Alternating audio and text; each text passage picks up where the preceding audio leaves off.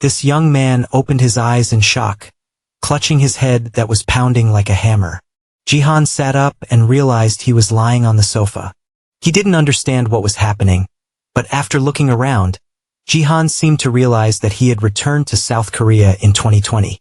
The country at this time had not yet perished. Below the apartment building where Jihan lived, people were bustling about and children were playing happily. Jihan's emotions were truly indescribable, as he had been reborn 3 years ago. Now Jihan brushed his hand to open the window to check his status at this moment. He was only at level 2. A satisfied smile appeared on Jihan's face that was hard to contain. This was truly his opportunity. If he used the information from his previous life, he could completely change the future in this life. Thinking of this, Jihan felt filled with determination. He didn't know why he had the chance to start over, but if it was like that this time, he would definitely protect everyone. Jihan still clearly remembered that in 2020 South Korea was still very strong. They had once one of the strongest players in the world who was ranked 11th globally, and was once considered the 3rd strongest in the world. That man was famous by the title Sword King named Jihan Seong. Seong was once a source of pride and a national treasure of South Korea due to his achievements. Known as the strongest warrior, South Korea had always maintained a high rank in the Asian tournaments. In fact, they could even reach higher rankings. However, in July 2020, Seong announced he had changed his name to Ito Ryua and immigrated as a Japanese citizen, joining the Japanese Defense Forces. That event caused a shockwave throughout the country that year, and Jihan had returned on this fateful day. The news was showing a live press conference of Seong. He sat in front of TV screen. Even though a long time had passed, he still felt uncomfortable every time he saw that wretched face after Seong left the country. Everything fell into chaos. Many people were worried about South Korea's ranking in the tournament, and this concern was not unfounded.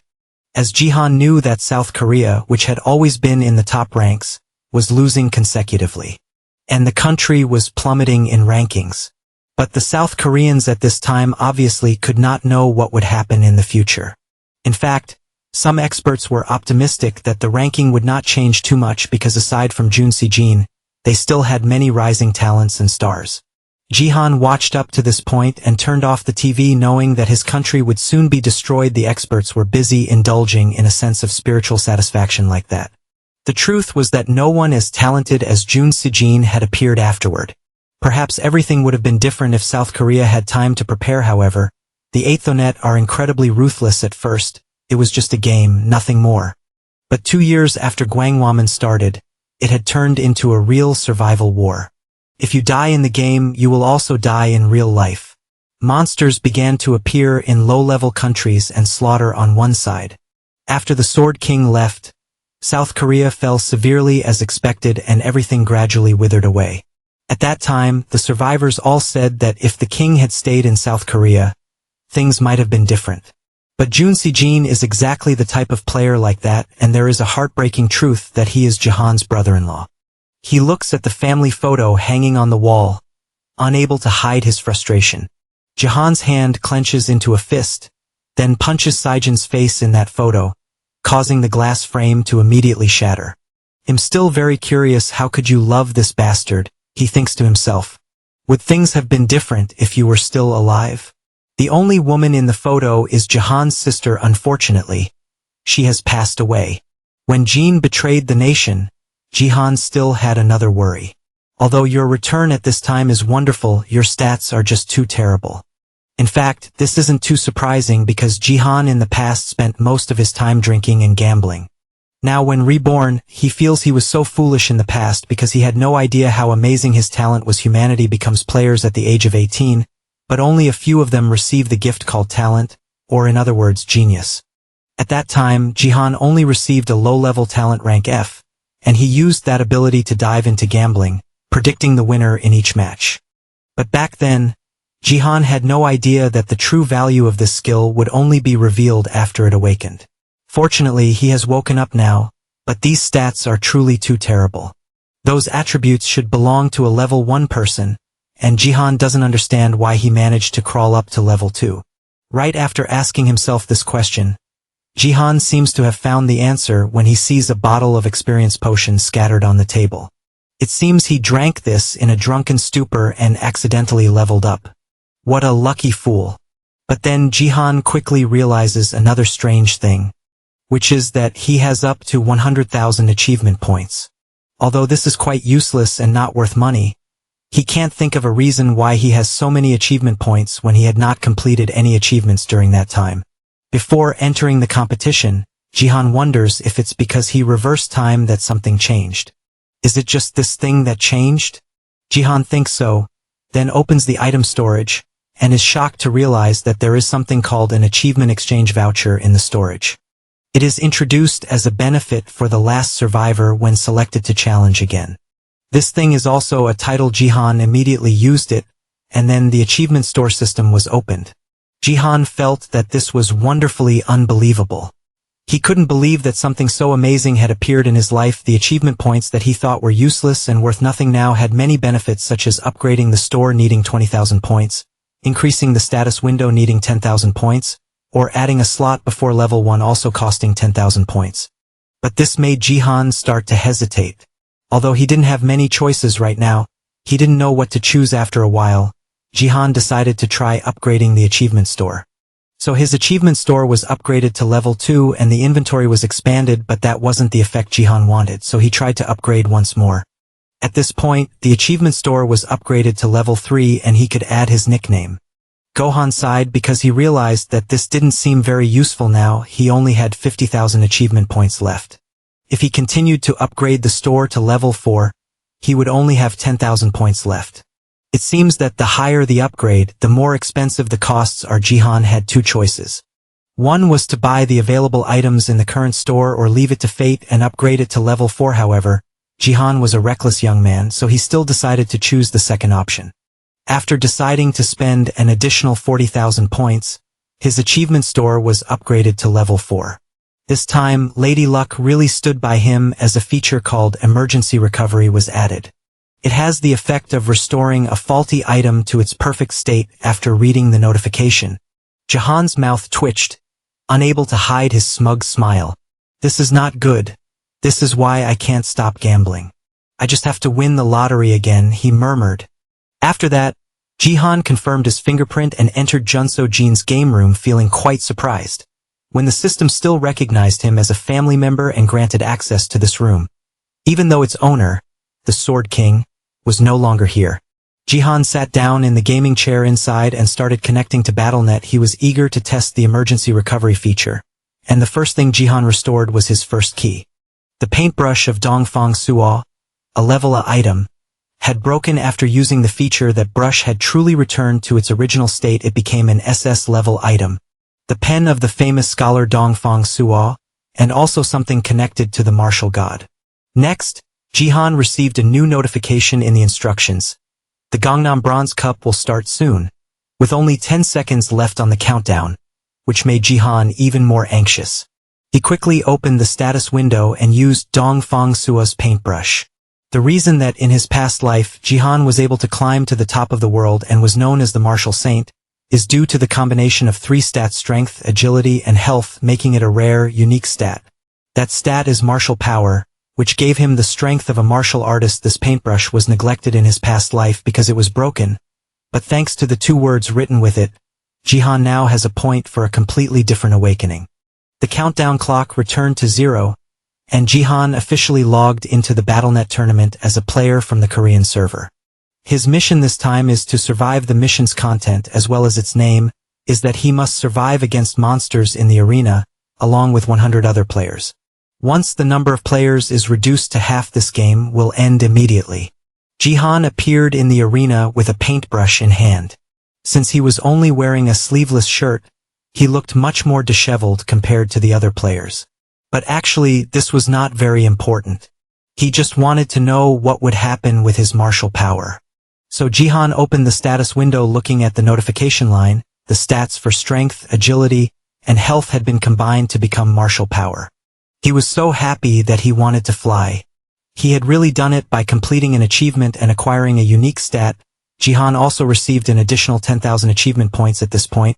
He dared to breathe a sigh of relief because he had regained his old abilities. Currently, Jihan's martial power stat is only 5 points. Of course, although this is just the beginning for him to reach the SSS level skill of the Anonymous Saint technique, this much is already enough for him to easily surpass the Bronze Cup. After that, Jihan received another new notification from the BattleNet system. You logged in without connecting to the combat link. If you do not use the link, you will suffer 100 of the pain in the game. Jihan sighed. He remembered this a world where pain can be reduced with money. At that time, one could minimize the pain experienced in the game by using a link which Jun Sejin once owned, optimized to the point that it could reduce pain received by up to 99. Now that precious brother-in-law has changed nationality, so Jihan will make good use of this. Just as he thought of this, another new notification was sent. The system reports that the achievement window has been opened and Jihan has received a limited time mission. The mission's content is to achieve first place in the tutorial, and the reward is 1000 achievement points. Since in the past he had never seen such a mission, but that didn't matter anymore. For Jihan now this is as easy as pie. He possesses martial power. As the match just started, Jihan was ambushed by another player. He targeted Jihan thinking he was just a clueless newbie who would fall easily. Who would have thought that when the opponent's sword swung down, Jihan could easily block it with just 2 fingers. When turning back, a sly smile appeared on Jihan's face. Thanks for coming here to offer your life first. That's right, the most refined pleasure in this game is not defeating monsters but killing other players. And the guild is an organization that manages and supports players. The house is riding the wave of BattleNet, and countries are also starting to invest in player training. Thanks to the competition among famous companies, many large and small guilds have emerged in South Korea.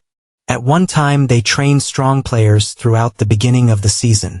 The tournament where Jihan is standing is called the Gangnam Bronze Cup, which is the debut stage for guilds. Returning to the current situation after the game officially started, the guy who just ambushed Jihan was carefully observing the opponents. He felt a bit shaken when seeing players in Gangnam with a completely different skill level. This young man is named Do-gu Hyuk. He is a member of the Division Guild under the management of the Division Corporation, which is a famous guild owning many rising stars. Do-gu Hyuk, although just an ordinary young man, managed to join the Division Guild by luck. Thanks to an A-rank gift quick-witted while searching for an opponent, Do-gu Hyuk had his sights set on Jihan. Most of the other players were full of vigor and heavily equipped, while he stood out in his plain white tank top. In fact, this appearance made Do-gu Hyuk think Jihan was a rookie who was accidentally summoned wrong. This made Do-gu Hyuk confident that Jihan would be his first easy prey. However, things happened as everyone saw the person Do-gu Hyuk thought was an easy target could easily block one of his strikes with just 2 fingers. Do-gu Hyuk couldn't believe that a rookie like him could keep up with his A-rank agility. Not to mention Jihan's strength was also significant. The proof is that he was firmly gripping Do-gu Hyuk's sword, preventing him from pulling it back while Do-gu Hyuk was using all his strength to pull his sword out. Jihan suddenly let go, causing him to lose balance and fall backward. Is that all the confidence you have? You came here to participate in the Gangnam Bronze Cup? Jihan asked in a tone full of contempt. Yu Hyuk was severely hurt by this statement. Such a precious A-rank agility being referred to as a kind of gift by Jihan was no different from a promotional item being looked down upon by an amateur like him. Drove Cho Gyuyuk crazy. He wouldn't allow Jihan to mock him just because he managed to block one of his attacks. So he got back up, determined to use his fastest speed to take him down. Jihan also realized that this guy was about to put all his strength into the attack. In fact, he couldn't underestimate the speed of this guy. He just felt confident that he could win. The two then engaged in a unknown battle. Yu Hyuk frantically attacked while Jihan was agile dodging. You immediately know that the feeling of everything reversing to the past will be very strange, and suddenly having to return to level 2 makes it very difficult for you. Although possessing extensive combat experience from the previous life, Jihan is truly too slow compared to his opponent with his current stats. However, it is precisely because of his battlefield experiences in numerous arenas that Jihan can easily see Gyuyuk's attack trajectory as very simple and predictable. Thanks to recognizing all of his movements after dodging for a while, Jihan found the right moment to counterattack. When his sword was knocked away by Gyuyuk couldn't even believe what had just happened. While he was still dazed and stunned, Jihan jumped up to catch the falling sword. Next, he used Gyuyuk's own sword to pierce his throat. No way! Gyuyuk screamed but couldn't stop his body from gradually collapsing. He was game over and began to be kicked out. Before disappearing from the arena, Gyuyuk didn't forget to leave a challenge saying that next time they meet, he would definitely win. But Jihan knew that scenario would not happen. After getting the first kill, he immediately received 100 achievement points. The sword in Jihan's hand also disappeared. This is normal because when a player is defeated, their weapon will vanish. Although a bit regretful, Jihan still had to move on to the next step. He should take down more than 5 kills to secure his rank. But at the same time, he also realized one thing. There was no one fighting those monsters over there. In this arena specifically and in the BattleNet in general, besides players, there are also monsters. However, defeating a monster only counts as 0. One of a player kill, therefore, you must kill 10 monsters for it to count as 1 kill. That must be the reason why most other players will avoid them and aim for other players instead. Especially those monsters that come in packs like these zombies. However, this hot potato that no one wanted to hold ultimately fell into Jihan's hands. As the system assigned him a new quest to eliminate a horde of 30 zombies with a reward of 500 achievement points. Although hunting monsters was not a strategy that Jihan aimed for, there was no reason for him to refuse to do it for this reward. Monsters are still just monsters. They cannot compare to a real zombie that he faced before. If that's the case, then what is there to hesitate about? Jihan immediately switched to his fastest speed and charged toward them. The zombies saw a human without any equipment charging toward them and thought he was crazy. They simultaneously raised their weapons ready to cooperate to eliminate him in the blink of an eye. However, on Jihan's face is a confident smile, and his confidence is completely justified. Because right after that, Jihan took advantage of his agility to snatch 2 weapons from his opponent. Then he threw both axes in his hands and simultaneously took down 2 creatures before they even realized what was happening. Jihan continued to use his incredible speed to sweep through them in one go, still the same old tactic: disarm and then counterattack. In this way, Jihan rendered these monsters unable to respond. It wasn't that his speed was too fast, but rather that their speed was too slow. The terrifying thing about these creatures is that they gather in large numbers and attack relentlessly. But that formation was completely shattered by Jihan solely based on his speed. This group of creatures fundamentally had no ability to fight back against him. The remaining creatures, seeing their companions falling one after another at Jihan's hands, were extremely furious. This rage made them surround him, wanting to overwhelm him with numbers. But of course, a seasoned warrior like Jihan wouldn't give them a chance to execute this strategy. He struck left and then right, his speed astonishingly fast. The more Jihan fought, the more he provoked the creature's fury. But at the same time, the dopamine released made him even more aggressive. Soon after, there were only a few creatures left standing on the ground. They initially wanted to ambush him but shouted very loudly, just like, "I'm hiding here." Truly a brainless group of monsters. Gohan immediately broke the weapon of the creature that tried to ambush him. Then he grabbed an axe and charged at the opponent. But before he could attack, the axe handle broke in half. Gohan couldn't help but feel disappointed. This group of creatures used weapons very poorly. These weapons are all too weak and completely unsuitable for their size. The human's weapon is broken, now let's take his life. The creatures began to panic then from all directions. They rushed to attack Jihan at once. This foolish attacking style of the creatures hasn't changed at all. Jihan just wanted to quickly end this uneven battle. He gathered momentum and then stomped hard on the ground. The ground immediately cracked into a large pit. This is the true power of the martial saint. Sending the entire group of creatures flying while being knocked away like this, the creatures had no ability to counterattack. Taking advantage of that opportunity, Jihan jumped high, grabbed a sword and an axe from the monsters and simultaneously eliminated 4 of them. His incredibly fast speed left them unable to see anything clearly. Now there are only a few left, countable on one hand. Jihan's victory is very close now. He continues to showcase an overwhelming attack, eliminating 2 more monsters in the blink of an eye. In the end, only 1 remains standing.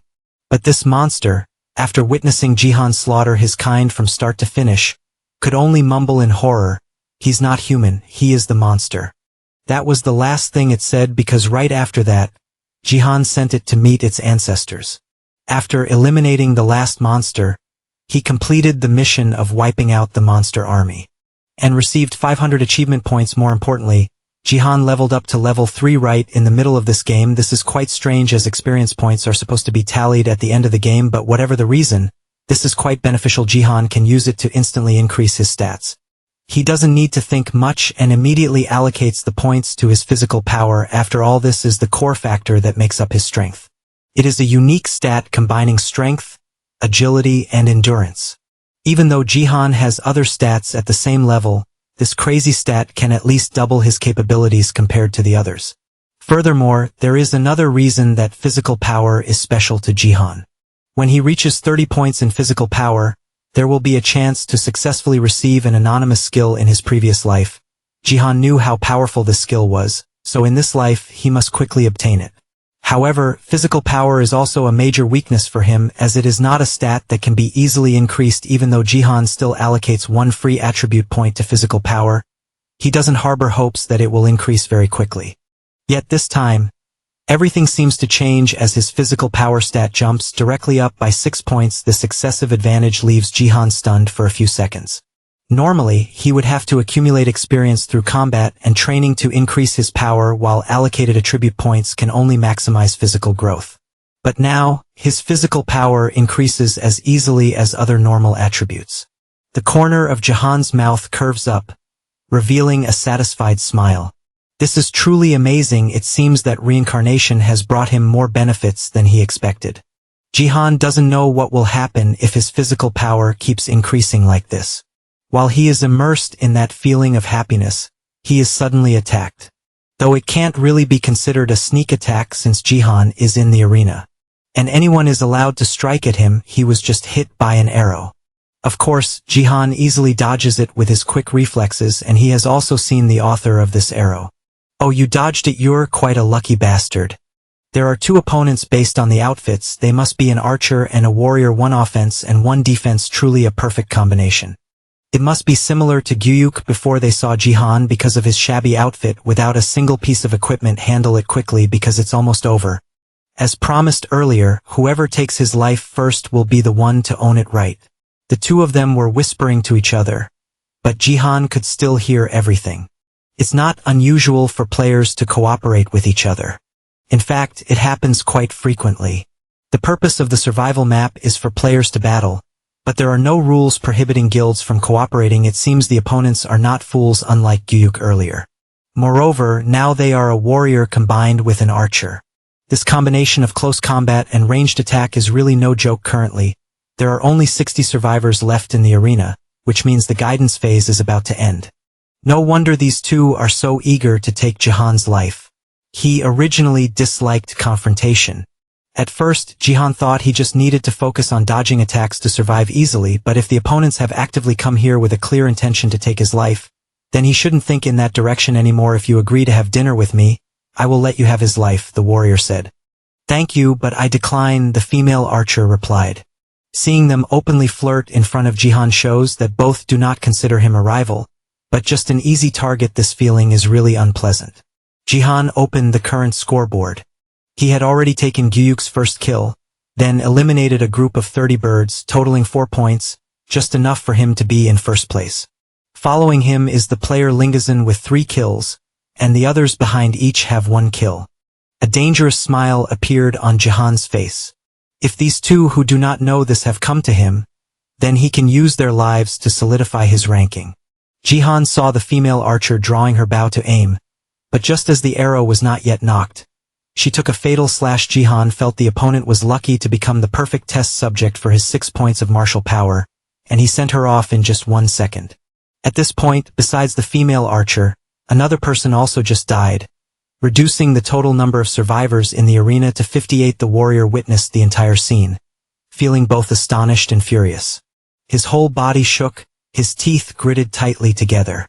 How dare you lay a hand on that girl? Who? Jihan did not respond to him with words. Instead, he acted.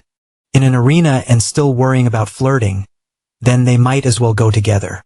Thinking that, Jihan immediately circled behind the opponent and launched a surprise attack.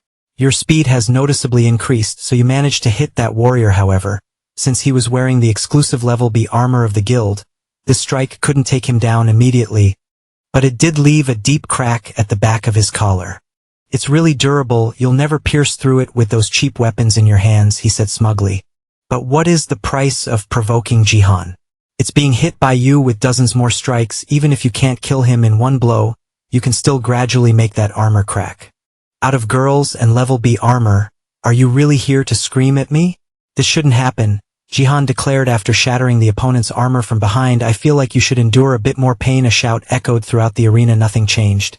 And Jihan sent that guy on his way after this battle ended. Outside the arena, many people were rewatching the match, including Lee Hazian, head of the 3rd Department of the Guild's Human Resources. Next to him was Lim Gazin, Hazian's bodyguard, and currently ranked 2nd after Jihan. What a relief, because this person wasn't summoned at the same time as you. If so, instead of ranking 2nd, you could have been eliminated altogether if faced with this person.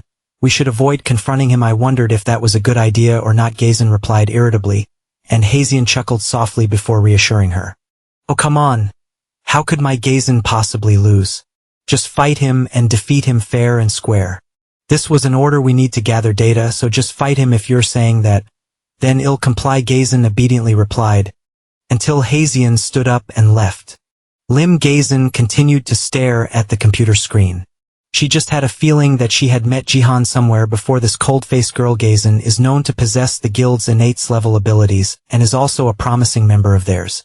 Her performance in this cup-guided match that day even exceeded everyone's expectations, showing that she had all the qualities to rank 1st. However, a variable occurred when Jihan appeared and debuted with an impressive 6 kills. This not only shocked Gazin, but everyone else was no exception. They couldn't understand why a young man who seemed to come out of nowhere, who was only level 2, could rank 1st. Moreover, he had no equipment or connections with other guilds. Either the 2 guild members defeated by Jihan seemed to be the most heavily impacted, having been beaten by someone who started later than they did, wearing only a tank top and sports pants, almost empty-handed, yet possessing 6 skills in an incomprehensible way. That is definitely not a level that a level 2 person can reach. But what kind of monster Jihan is, no one knows. After the match, Jihan returned to his comfortable sofa as expected. He ranked 1st in the training session.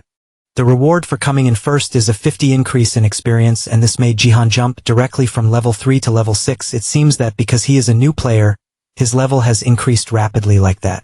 But this kind of experience also makes Jihan feel quite satisfied. After that, he added 3 newly received attribute points to his strength stats. Currently, the strength points have increased from 9. Next, what Jihan noticed was the title received after winning the Bronze Cup tutorial, which is the ruler of the tutorial board.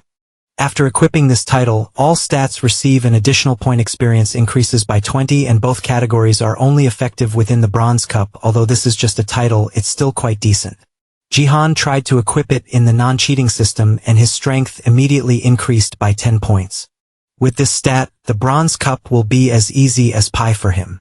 For now, he just needs to focus on training to get stronger. However, when checking his information board, Jihan noticed one more thing, which is his currently empty occupation category, and that the profession collection is ready. Profession collection is an important moment when a new player chooses their own profession. There are 4 different options: warrior, archer, mage, and support. In his previous life, Jihan chose to become a warrior.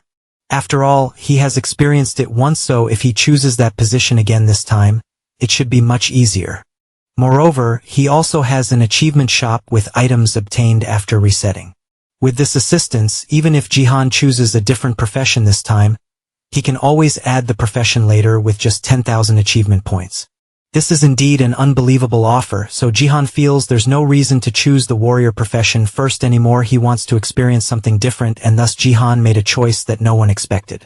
After the first tutorial, the Bronze Cup in the Gangnam area continued. The next task is to defend and protect the gem crystal on the tower from the wave of zombie attacks at the foot of the tower. Gazan is the first to appear in the mission as an elite warrior of the guild branch. She stands on the tall tower looking down and can't help but frown. Although this is just a game world, these zombies do look quite disgusting. Then 2 other players quickly appeared. One is an archer and the other is a mage. The archer, equipped with a rank title, is from the LK guild and looks quite stable, while the other one is a mage who appears flashy. Although he is not allied with any guild yet, he has extremely powerful equipment. With teammates like this, Gazan feels not bad.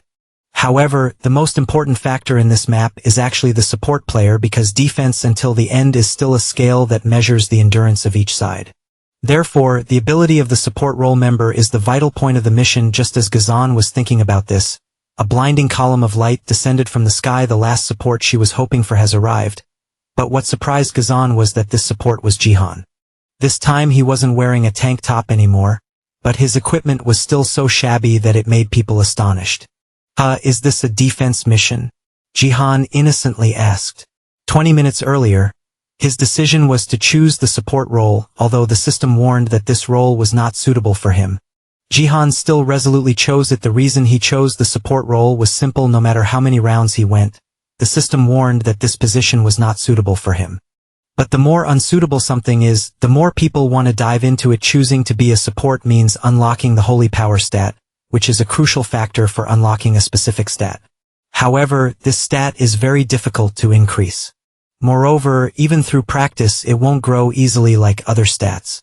Therefore, besides contributing with the remaining points, there is almost no other direction. However, Jihan was someone who at once possessed the nameless holy skill, and was in the process of pouring all types of attribute and combat points into unlocking it, so he couldn't waste those unused points like that. Jihan knew there was another method. A method that could be risky, but few people besides him knew about. When Jihan appeared, his team was very surprised. The one at the top of the leaderboard with 6 kills chose to be a support instead of a warrior. The wizard guy couldn't help but cover his face and exclaimed, "Oh my god, I'm about to go crazy. This is exactly the reason I didn't go into the tutorial season. Ha ha ha, look at the pile of equipment on his body. Damn it, are you a beggar? Do you think I spent so much money buying this shabby equipment just to carry someone useless like you?" The opponent kept hurling insults at Jihan, but he had no reaction at all. After all, in his previous life, he had been insulted by Americans so much that he got used to it. "Hey, you're being a bit too hot-headed, calm down a little." The archer in the group spoke up to mediate, but the wizard guy still wouldn't stop, instead getting angrier. "Get your hands off, you still dare to talk to me like that?" After seeing the shabby appearance of that support guy, for real? Can I just go home? No need to participate this time, you all handle it yourselves. Gazan couldn't help but respond due to the noise of this young wizard. She didn't expect to be grouped with a game troll like Jihan. It seems this mission is going to be a bit tricky. However, just when Gazan hadn't figured out a smooth solution, they suddenly heard the loud cries of that wizard. The wizard known as Paperblood fell right into a group of zombies. The outcome was obvious. The other two saw this and let out a loud gasp. But Jihan showed no signs of regret for his seemingly impulsive action. What do you mean? Didn't he just say that? If you don't like it, then don't play anymore anyway. I can handle Tim just fine without you. A shrill scream echoed. Jihan remained indifferent and extended his hand. "Don't." The man bowed his head to the ground, pleading desperately, "I will do my best." Gyuyuk was sweating, shouting as if that was enough. "It's already a massacre. You recount the events, and the one kneeling down begging for forgiveness is Kim Gyuyuk. There must be a reason why this troublesome wizard suddenly changed his attitude. Players have 3 lives in the defense game of the cup tournament. He revived right after being hit by a motorcycle taxi. Jihan remembered the first time he killed someone. He was standing on a high wall saying, "Oh right, I can revive." Then he got killed again, and now he had only 1 life left.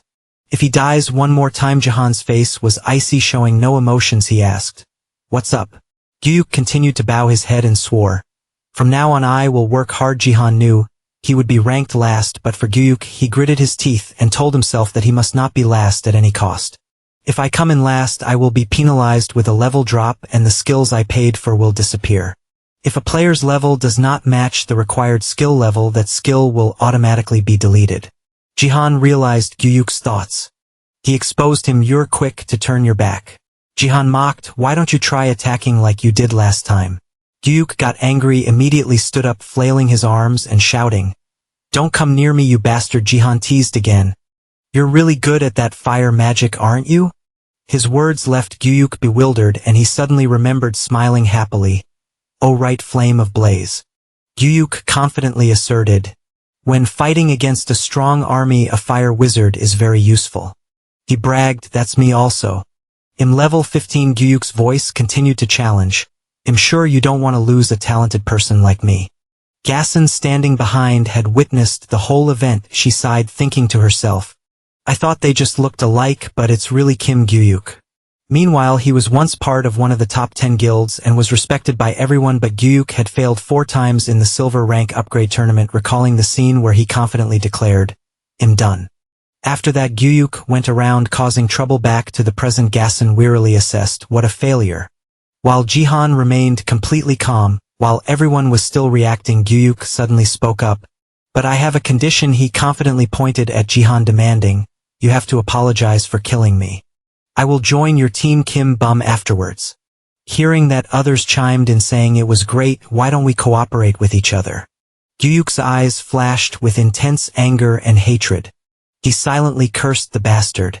I'm definitely lost in thought. Just then Jihan's hand reached out, gripping Gyuyuk's collar tightly. One scene left him confused, not understanding what was happening. Jihan coldly mocked, "Oh, are you telling me to say I'm sorry?" Gyuyuk still didn't understand what he was saying. His face still blank like a duck, but just a few seconds later his whole body suddenly shook violently, causing Gyuyuk to startle and scream, "Wait!" Gyuhin didn't hesitate, directly throwing him from the ground up to the blue sky. He spoke up, "If I say that, people will think I'm the one who started the fight." After saying that, Jihan readied his weapon in hand, preparing to fight. Gyuyuk could do nothing but let himself fall freely from the high floor, his voice screaming in despair. Just seconds later, the system announced the wizard Kim Gyuyuk has died. Gazen, seeing this scene, was also shocked. But Jihan, on the other hand, had no special expression. He urged, "Let's go." Jihan added, "Next time that bastard should understand a bit." This event caused Kim Bum behind to have a blank expression, realizing he's really dead. Below the tower, the zombies were still struggling to climb to the top, but then just one command: shoot them down. A series of bright flames erupted, and the group looked at the results, unable to help but exclaim, "Indeed, a fire wizard. That fire really works. We just escaped the best rank. Should we go roast some sweet potatoes?" Kim Bum also exclaimed, "That's why we need a wizard here. What should we do next?" He complained, "Everything would have been fine if we had Gyuyuk's support, but you killed him. We're about to lose because of your stupid ego." Jihan didn't care much, calmly opening the mission status window. Secure first place in 10 towers. Reward 1,000 achievement points. Then the system announced a new task linked to this information, which surprised Jihan a bit. A linked mission. The content of the zombie origin mission requires killing 1,000 zombies by oneself with a reward of 3,000 achievement points. After reading it, he couldn't help but exclaim inwardly, "Kill 1,000 of them by myself." At this point, it was almost an impossible task. Jihan stroked his chin in thought, but he didn't want to lose those 3,000 points. In the distance, Gezon was still quietly watching his every move. Lim Gezon had assessed SEO Jihan for a while. She concluded that he was truly the worst choice. Gezon turned away abruptly, not wanting to look anymore, and thought to follow her own ideas, and his profession was just a support. Despite his character stats, even an amateur gamer shouldn't treat teammates like that. She concluded that there was no reason for the guild to pursue him so eagerly. On this side, Kim Bum stubbornly asked, "Can I ask you this? Please answer me. Are you deliberately ignoring me? If you keep acting like this, then fight alone." Jihan was startled and asked back, "Can I really do that?" The unexpected question also surprised Kim Bum. "What, you're actually considering how to complete the mission by defeating these zombies alone?" Gezon stepped forward, preparing to draw her weapon, and took the initiative. "I'll go ahead, you cover me from behind." Gezon reassured herself that the outcome was clear, 1010 already, but she needed to fulfill her responsibility as a player. Jihan, on the other hand, did not refuse and replied okay. The answer made Gezon a bit confused.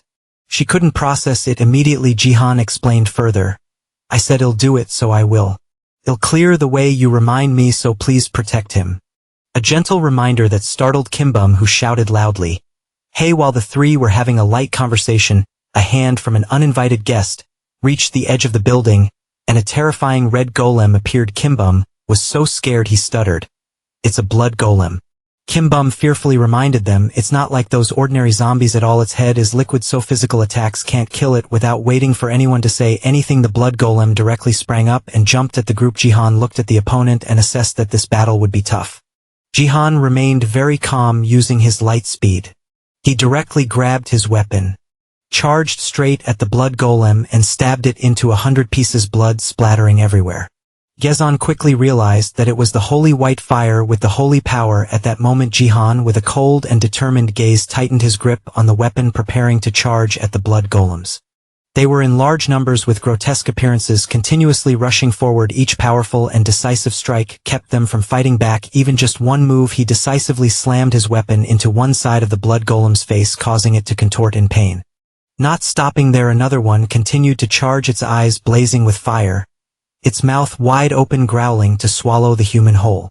But Jihan only needed one move with his weapon in hand to quickly take it down. Once done, he sheathed his sword and voiced his uncertainty about whether he could do it. Jihan moved towards the edge of the fortress where other blood golems were actively climbing up, he told himself. But let's give it a try. Then, along with the monsters climbing up continuously, the system announced 1,000 zombies linked. Mission 6. Zombies eliminated out of 1,000. Jihan continued fighting relentlessly, his eyes resolute, sharp, decisively taking down each terrifying monster. Subsequently, notifications rang out in succession. Linked mission number of zombies killed 12 out of 1,000. As soon as he killed the next one, another notification appeared. Linked mission number of zombies killed 13 out of 1,000. After a series of slashes, the linked mission number of zombies killed 19 out of 1,000. Continuing with a slaughter, the linked mission number of zombies killed 26 out of 1,000. Jihan assessed that these blood zombies attack physically, not to be underestimated at all.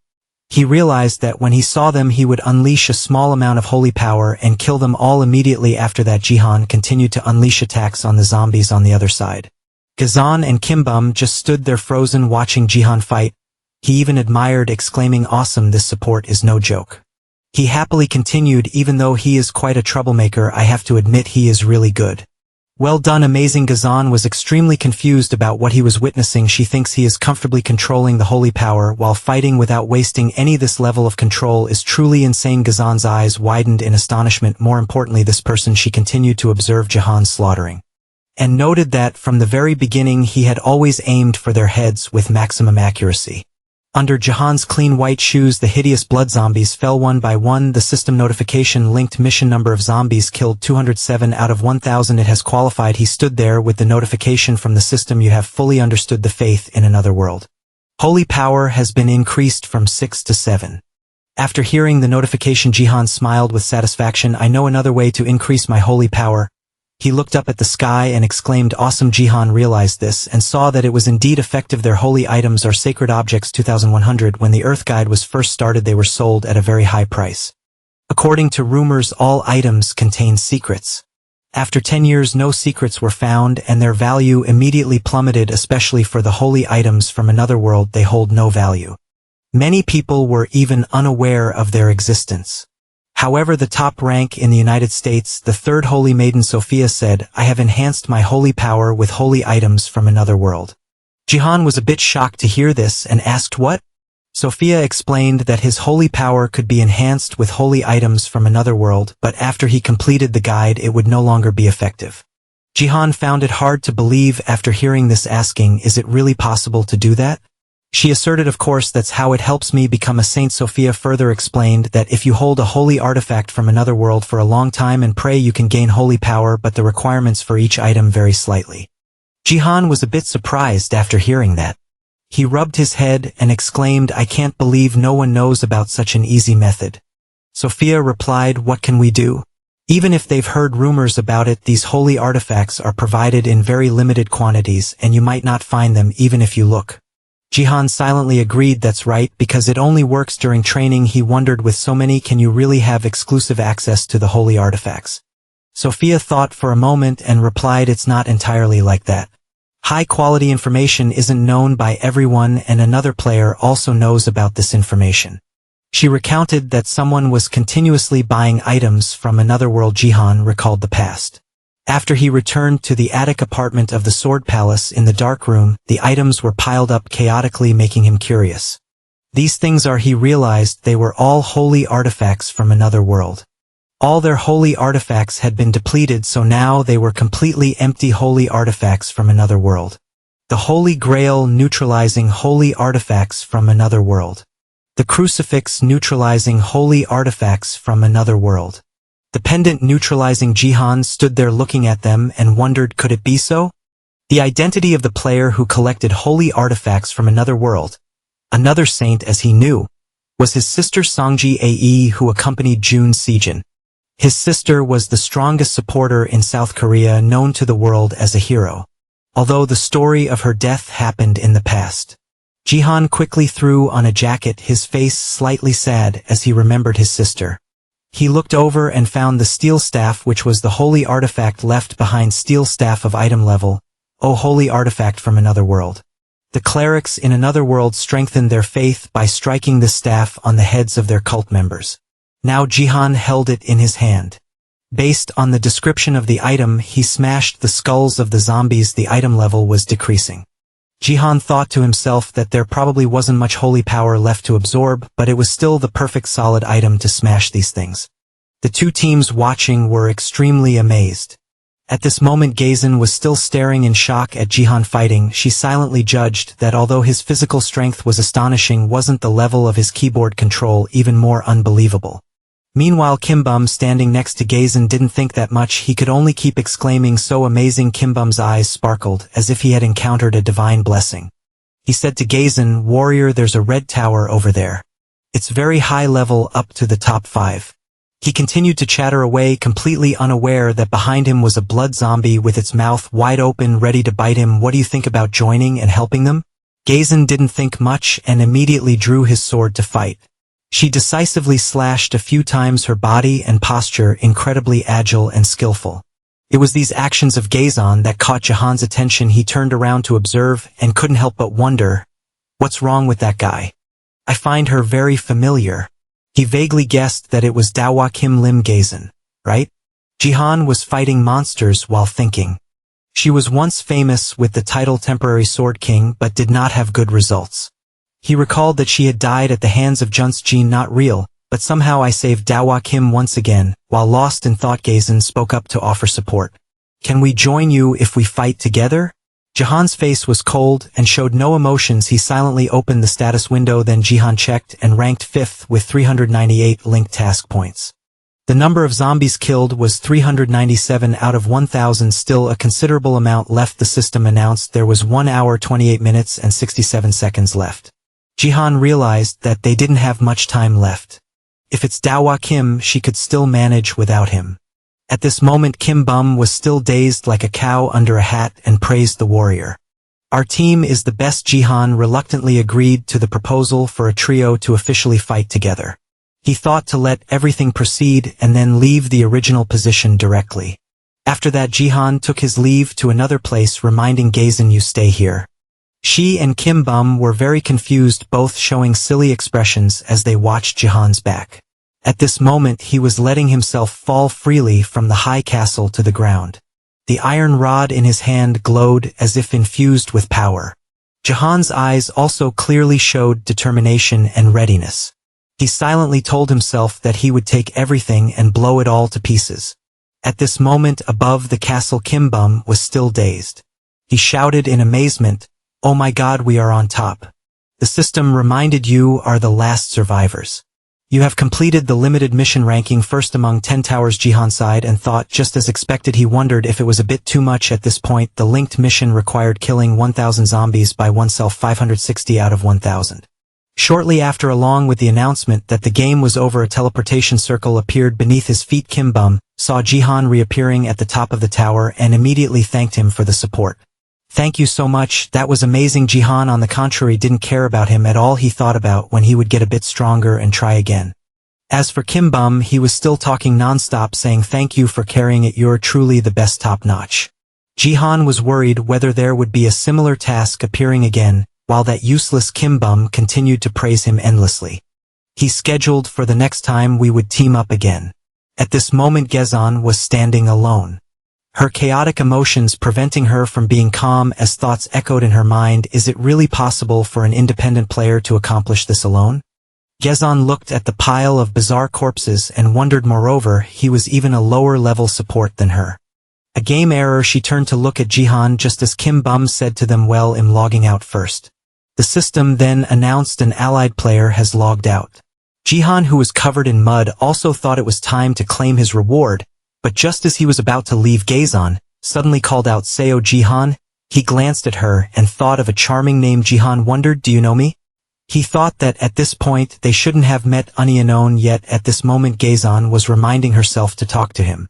She observed Jihan from head to toe and assessed the potential and achievements he had shown in the recent battles. We need this person in the sub-guild. I am Lim Gaezon, a member of the sub-guild, so to recruit him she took the initiative to ask, please give me your phone number. After that Gaezon fell silent, leaving an awkward silence, as if she just realized what she had said. Gaezon's face suddenly went blank. Jihan asked back, what? She started to feel embarrassed and hesitated to explain no. She realized this process wasn't quite right. Have I explained everything? Is this really the first time we've talked and Eve already asked for his number? It's improper to ask for someone's number on the first meeting. Eve been too careless. Gaezon hesitated to introduce herself. I am a member of the sub-guild. While looking at him with a concerned expression, she implied it was for work purposes. Right now I really can't remember my number. The answer left Gaezon confused, unable to wonder about anything. Jihan then scrolled through the system, saying that if he and she had a chance to meet again, he would give her his number then. That's it, goodbye. With that, Jihan quickly logged out, disappearing before Gaezon. The system then announced that an allied player had logged out. Gaezon stood there dumbfounded, wondering why he couldn't remember his number. She sighed after what had happened, feeling a sense of wonder at the experiences she had witnessed firsthand. Gaezon wondered, was I just rejected?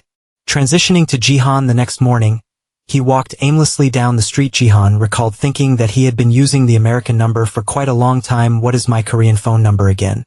He felt helpless, thinking it's not like I can ask someone else what my phone number is. Jihan's face was cold, showing no emotion. He vaguely remembered that he had just been recruited. Jihan looked at the recruitment advertisement board of the guilds and told himself, I seem to stand out too much. Jihan reminded himself that he could actually ask for her number, but he had no intention of joining a guild at the moment.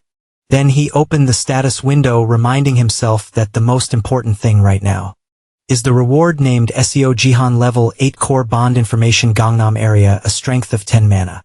6 holy power, 7 support, profession. F rank traveler's eye ability that can see the information of other players, nickname the ruler. GP guide part 1500. He calculated carefully to see that he had leveled up 2 times and received 1500 GP. Jihan thought to himself, considering that the holy power also increased, this isn't too bad. The GP shop displayed a list of items from the Otherworld. E rank hammer 3000 GP, E rank rake 3000 GP, E rank construction gloves 3000 GP. Jihan realized with a headache that 1500 GP couldn't buy any holy artifacts at all. He remembered 200020. Trunk is cheaper, but it's still at this price. Jihan reminded himself that he should go home and rummage through his sister's stash a bit more. Inside the building, the elevator doors were slowly closing. Above the 67th floor appeared. Jihan's hands glided over the fingerprint lock of the door, then he opened the door and slowly stepped into the house. As soon as he entered, something caught Jihan's eye, leaving him a bit stunned. He slid in shock, his eyes reflecting surprise and astonishment. A pair of female student shoes were neatly placed outside in front of the room. Jihan held the bag of items for long, feeling confused. He was so stunned that he dropped the bag he was holding to the ground. Jihan knew that everyone has moments they regret for a lifetime. In his past life, he also had many regrets. Jihan wondered, could it be the hands? He tremblingly raised them, wanting to open that door. Jihan knew that what he regretted the most was the fact that he couldn't protect that person. The hair of the woman gently brushed past Jihan's face, causing him to momentarily freeze. The woman's voice rang out clear and sweet, surprising, "You're up and out at this hour." She was worried and asked if he was still feeling nauseous. Jihan had promised himself that if they met again, there were many things he wanted to say to that person. Remembering old memories, the woman stepped forward to comfort him. Jihan, it will be all right. At that moment, he was falling into the depths of his emotions. Jihan's indifference made her coldly utter the words, "Say, you are really strong." She calmly affirmed with sad eyes, "That's right, I am very strong." Saya gently approached, holding the bottle of wine in her hands, and comforted her. "So from now on I will protect you." Jihan was deeply touched at that moment. "Thank you for protecting me," and when that innocent phrase rang out, "So just trust me, okay?" Jihan felt completely shattered as she had to accept that he was sorry for not being able to protect her in the devastation where Jihan had completely collapsed under the immense pain with Saya's cold, wounded body in her heart. "Sounds shameless, but I really miss you." Right in front of him at that moment was the image of little girl Saya, innocent with a radiant smile. "Remind me why you didn't answer." "Hurry up and wash your hands," she smiled cheerfully. Her clear voice echoed, calling him in the empty cold room. Two people who seemed to have returned from the dead once again, seeing each other, feeling each other's warmth and existence. Jihan then painfully called a name with all the care and respect, as if fearing it would shatter in that moment. Saya in the living room at that moment in front of Jihan was Junsia. This year she is 18 years old, the child of Junsjin and sister Jihan, also his niece. Jihan asked, "Has your group activity in Jeju ended?" Seo-hyun shyly scratched her head and replied, "In the end, I was the only one to finish it early because the girl was born when sister Jihan was working hard to support the two of us. So I took care of Seo-hyun since she was very small." She said everyone was going crazy because dad on the TV screen was broadcasting breaking news. Sword King Junsjin has joined the new future self-defense military. Is the Korean season safe like that? For Jihan, who lost his family from a young age, Saya is more important than anything else because she is his family right now. She is shyly announcing, "Now it's just you and me at home." Jihan then remembered that jerk Jun. Saya didn't hear clearly what he said. She asked back curiously, but Jihan explained, "It's nothing. Has your dad contacted you?" After hearing that question, she changed her attitude. Saya recounted that earlier she had tried to get in touch but couldn't. Jihan anxiously asked, "But what?" She hesitated. "The thing is, he has fallen in love." Remembering that moment, the man had coldly told her, "Anyone is fine, you just need to know that much." After hearing this, Saya worriedly asked back, "What did Dad say?" Dad suddenly asked, "What does it mean to fall in love? Are you crazy?" The person on the other end replied, "I don't expect you to understand." She yelled into the phone, "What should I do now? Are you planning to abandon me and leave like this?" He coldly replied, "That's right." Sejin bluntly stated that this was the condition the girl set to accept his feelings. After hearing that, Saya froze. She painfully asked back, "So Dad, are you saying I have to accept that ridiculous condition?" He ignored his daughter and coldly replied, "I'm hanging up now." Jihan, having heard the whole story, immediately felt a surge of anger. That trash. Saya looked at his face, also a bit bewildered. Jihan helplessly sighed, thinking to himself, "No way, you always put on a kind face while being an ungrateful, irresponsible jerk. You abandoned your daughter and your country just for one girl." Jihan stood there furious. His hands clenched for the innocent Saya. It was only in the throes of a rising resentment that she suddenly spoke up, asking, "Uncle, the family photo here is the one you broke, right?" Jihan was startled, realizing, "Oh no," he awkwardly explained, "I'm sorry, Saya. I got so angry that I lost control." Jihan blamed himself, thinking he might have gone too far. After all, that man is still Saya's father. But her next words left Jihan completely unsure how to respond. "Why were you the one who broke it first?" She innocently raised her fist and said, "I want to do that too." Saya naively was the one comforting him, "Don't worry, uncle. I'm really okay." He realized that's right. This is truly Saya if her mother or Jihan's sister died. Even if Saya's father Junsejin betrayed and left, that girl would always have a bright and cheerful smile. Saya cared for Jihan more than herself, but he looked at her now and thought to himself, "Don't be like that anymore." His expression softened. Jihan gently reached out his hand, lightly stroking the head of the little niece. Then Jihan softly pulled her into his arms and whispered, "Saya, you've grown up. I praise you now. You know how to take care of your uncle too." Saya, confused, could only reply, "It's okay." Jihan silently vowed to himself, "From now on, I will protect this little niece." Jihan gently reminded her not to overburden herself. After hearing his words, Saya was initially a bit surprised. But then she gently closed her eyes, feeling the warmth radiating from his affection. She replied, "Yes, thank you, uncle." Then Saya spoke up to start a conversation. "Uncle." Jihan asked curiously, "What's wrong?" Saya straightened up and whispered, "You smell too sweet." The scene shifts to early morning in the urban city of Seoul. Gangnam Gugazon's branch office. At this time, Haejin was still in a gloomy mood from yesterday's battle. Haejin was also someone who heard that story. Gazon saw her trying to suppress a smile and then teased, "You can laugh out loud if you want." Ms. Haejin couldn't hold it anymore, and trembled as she responded, No. I'm sorry, Gazon coldly said. Just laugh. But as if waiting for this cue, Heijin immediately burst into laughter in the hallway. Startling those who were passing by to stop and look at her, she forced herself to say, I'm really sorry, Gazon. Really? Gazon said that, but still acted a bit pouting. Heijin laughed until tears streamed down her face, exclaiming, that guy is really funny. Potential Lim Gazon asked for his number and was refused. How come above all is the reason I don't remember my number anymore? It's really strange. She confided, I can't do anything. People say that the first time someone appears before the opposite sex, they will be judged by their appearance. I'm not as beautiful as that young lady. I look more like a boy. After hearing this, Heijin turned around to look at Gazon. She frowned, thinking to herself that one problem was that she didn't know how famous she was. Why did a young man passing by overhear this and then spread the word? That's the charming Gazon? Should I ask her out on a date? Someone reminded him, she'll reject you like a watermelon. Heijin then walked ahead of Gazon and casually warned, if you go out and talk like that, you'll get scolded. The scene shifts to the break area of the building. Gazon sighed and walked over to ask Heijin, only here do I feel the most relaxed. So what do you plan to do about recruiting Jihan? She calmly blew on her teacup to cool it down, then said, what do you mean? What do I plan to do? No matter what, I need to recruit him. That old crazy man told me to do so. I feel a lot of pressure. Gazon suggested, I think that Jihan guy is talented. We should recruit him. Heijin didn't respond to this suggestion. She calmly enjoyed her tea when suddenly a sound came from the table. Heijin's phone screen lit up, displaying information predicting the winner on the battlefield. She immediately focused on the system board and wondered, what's this?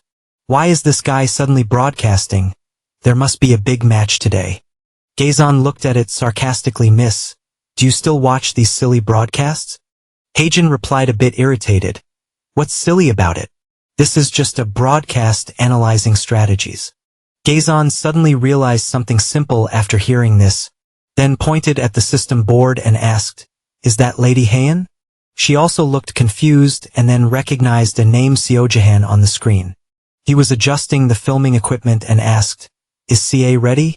Immediately those watching were startled and commented, what? Is this the broadcast for the winner today? It's been a while since Jihan appeared on screen today. He looks great. Does this guy even check the title of the broadcast? Then a naive voice of hers echoed on the screen. Okay, the guy on the phone is fine too.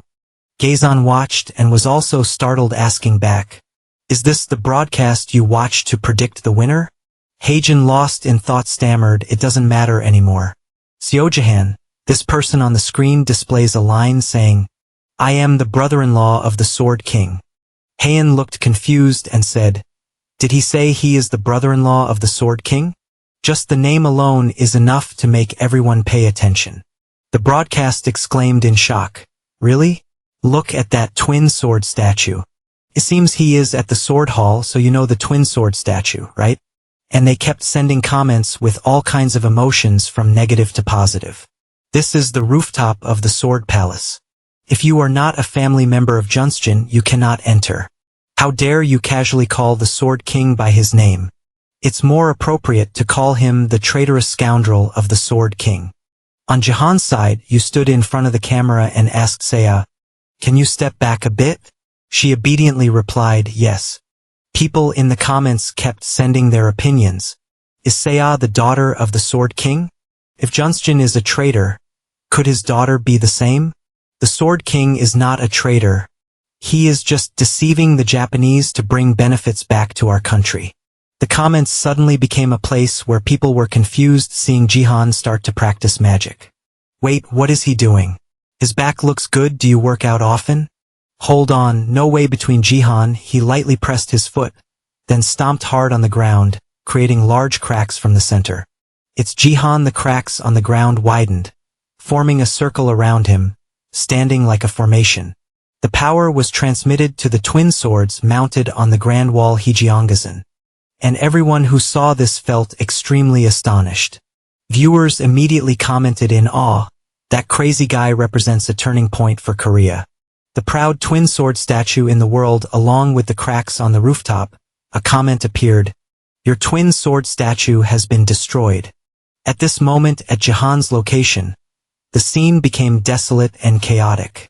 The ground shattered while the two twin swords on the wall stood tall and steadfast. Then Jihan decisively raised his hand, charging towards the twin swords, wanting to attack them. The viewers were immediately stunned, continuously commenting, "Stop. I warn you, goodbye, traitorous scoundrel, don't do that." But Jihan didn't read those comments. He simply didn't care how people would perceive what he was doing. In their eyes, the view count kept rising along with the lively comments. Looking at the increasing view count, "Hey, who leaked this out? Hey, daring to do that to the Sword King? Doesn't this scoundrel fear the Sword King's family? Is your brother still idolizing the traitor? What kind of a person is that, so outdated? Oh my, hey, your brand new car is wrecked." The Sword King will be furious at these words. Such audacity. Is he really Jun Se-jin's brother-in-law? What a crazy guy, speak in English. The system then also announced that an achievement had been reached. Jihan's shirt couldn't withstand the strong shock and ripped at the shoulder. He breathed a sigh of relief, saying, "Now I feel lighter." Jihan's hand clenched, gathering strength. He recalled his plan next. The achievement had been reached. I will talk about the citizenship of Sword King Jun Se-jin. 8tho took a live streaming system of 8thonet, a popular platform that holds the largest market share globally. Because this is part of BattleNet. The achievement of BattleTube attracts viewers. 1. Attract viewers. 2. Reach 1,000 dislikes. Achieve 1,000 likes. The number of viewers, the amount of subscriptions and views allows Jihan to earn bonus points when reaching a certain level. For SEO Jihan, the title of brother-in-law of the Sword King is a good opportunity to help him collect all the rewards after the shocking punch online. The system continuously rings with achievement notifications. Normally, you have achieved the achievement of attracting viewers. You have achieved 100,000 dislikes. A user commented asking everyone, did he break that with his bare hands? Jihan's eyes glanced at the system boards continuously displaying next to him, feeling secretly satisfied. As predicted, many dislikes surprisingly made Jun Se-jin become useful. Comments were continuously posted. People were extremely annoyed and wrote harsh words. How dare you destroy the Songkim monument? It is the symbol of the Sword King. What if because of you doing this, the Sword King never returns? Jihan thought of a black logo featuring Songkim. He frowned slightly, realizing it was the Sword King's family. They are die-hard fans of Jun Se-jin, the ones who push Se into a dead end. Although they give absolute support to Jun Se-jin, their anger is also growing. And that rage begins to turn towards Jun Se-jin's only blood relative, Jun Seo. They used oppressive words against the girl. The Sword King left this country because his unruly daughter, Se, must die for the Sword King to return. Kill her. In the end, their actions caused harm to the girl. Their words were like sharp swords killing Se. Just remembering it made him angry, grinding his teeth veins, popping on his face as they needed someone to vent their anger on. Thinking that, Jihan did not hesitate to announce, I hope everyone listens to these words carefully. He told himself he would be happy if he became that target. Then he decisively raised his hand. The power activated, causing the stone tablet behind him to shatter immediately. People saw it and became even more enraged. They angrily sent comments cursing. Stop right there, you brat, you tell us to listen. But why are you starting to smash things? Jihan declared boldly in front of all the viewers. Ito Ryuhei will not return. Witnessing this, Se became stunned for a moment. When people closely observed each action and expression of the young man on the screen, someone recognized, isn't he SEO Jihan? The guy from Bronze Tutorial? He's only bronze rank. Look at how he makes a big deal out of nothing. Can you still say that after seeing him break the Twin Sword Monument? I don't care about the Twin Sword Monument, but I see those Sword King's family's idiots are definitely brain dead. Jihan, on the contrary, didn't care about those comments at all. You brought your phone screen forward and announced, I will let everyone listen to the original recording. This is a call between Ryuhei and his daughter after deciding to acquire Japanese citizenship. Then each word in the recording is amplified by the voice of a young girl asking, "Dad, what's going on? Why did you leave so suddenly?" The man's voice replies, "I have found the person I love." "What do you mean?" "I just want what's best for her." Heijin and Gaesian were also stunned upon hearing the recording. She gritted her teeth in anger, thinking he really is despicable. Cass' voice then echoed, "Are you really gonna leave me here like this?" The viewers were successively taken aback. They were skeptical. Really? The people in the window must be speechless. The man's cold voice responded as if to confirm yes. He explained that was her condition to accept my feelings. After the statement, Jihan turned off the recording.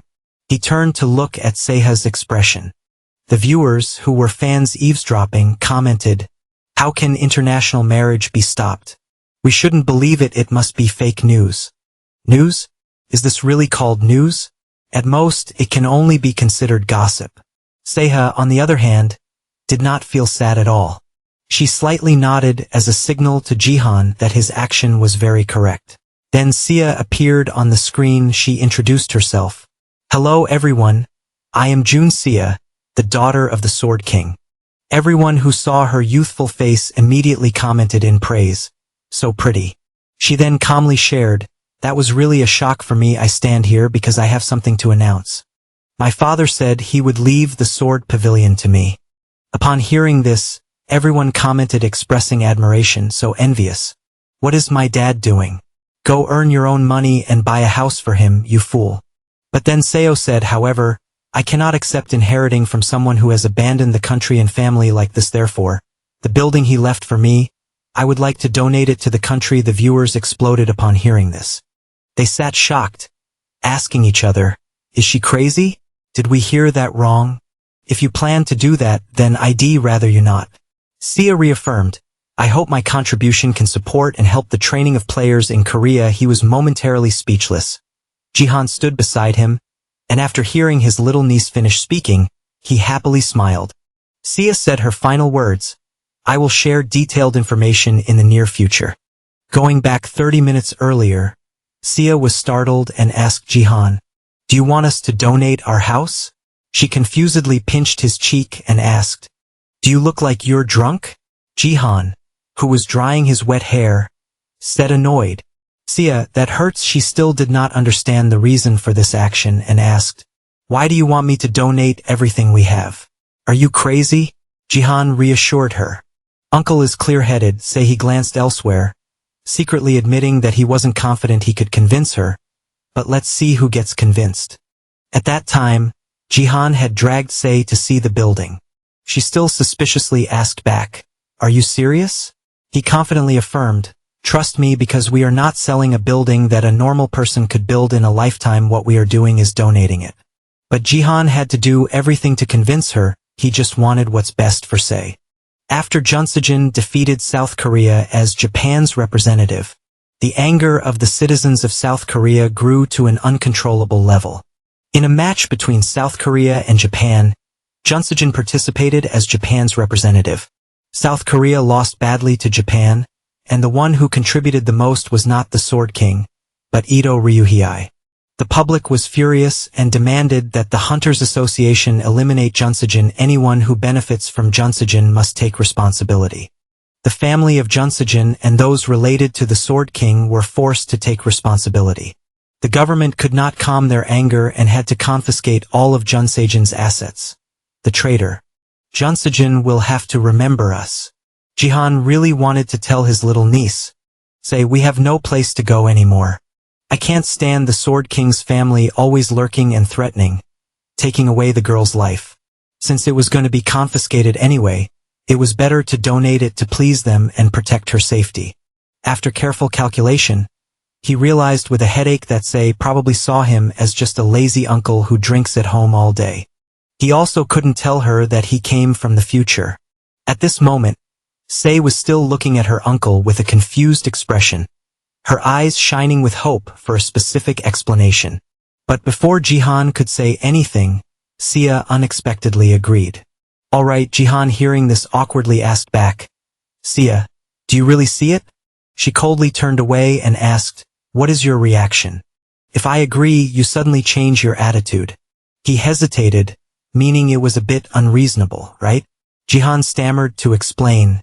You're not the kind of person who would impulsively say things like that. Moreover, without letting him finish, Sia turned back and teased. It's been a while since Eve's seen this side of you, a confident uncle. Upon hearing this, Jihan was unexpectedly taken aback, not knowing how to respond. Then he smiled, sighed, and thought to himself, I wonder who this girl resembles. Jihan glanced at his niece and affirmed, the girl is really talented.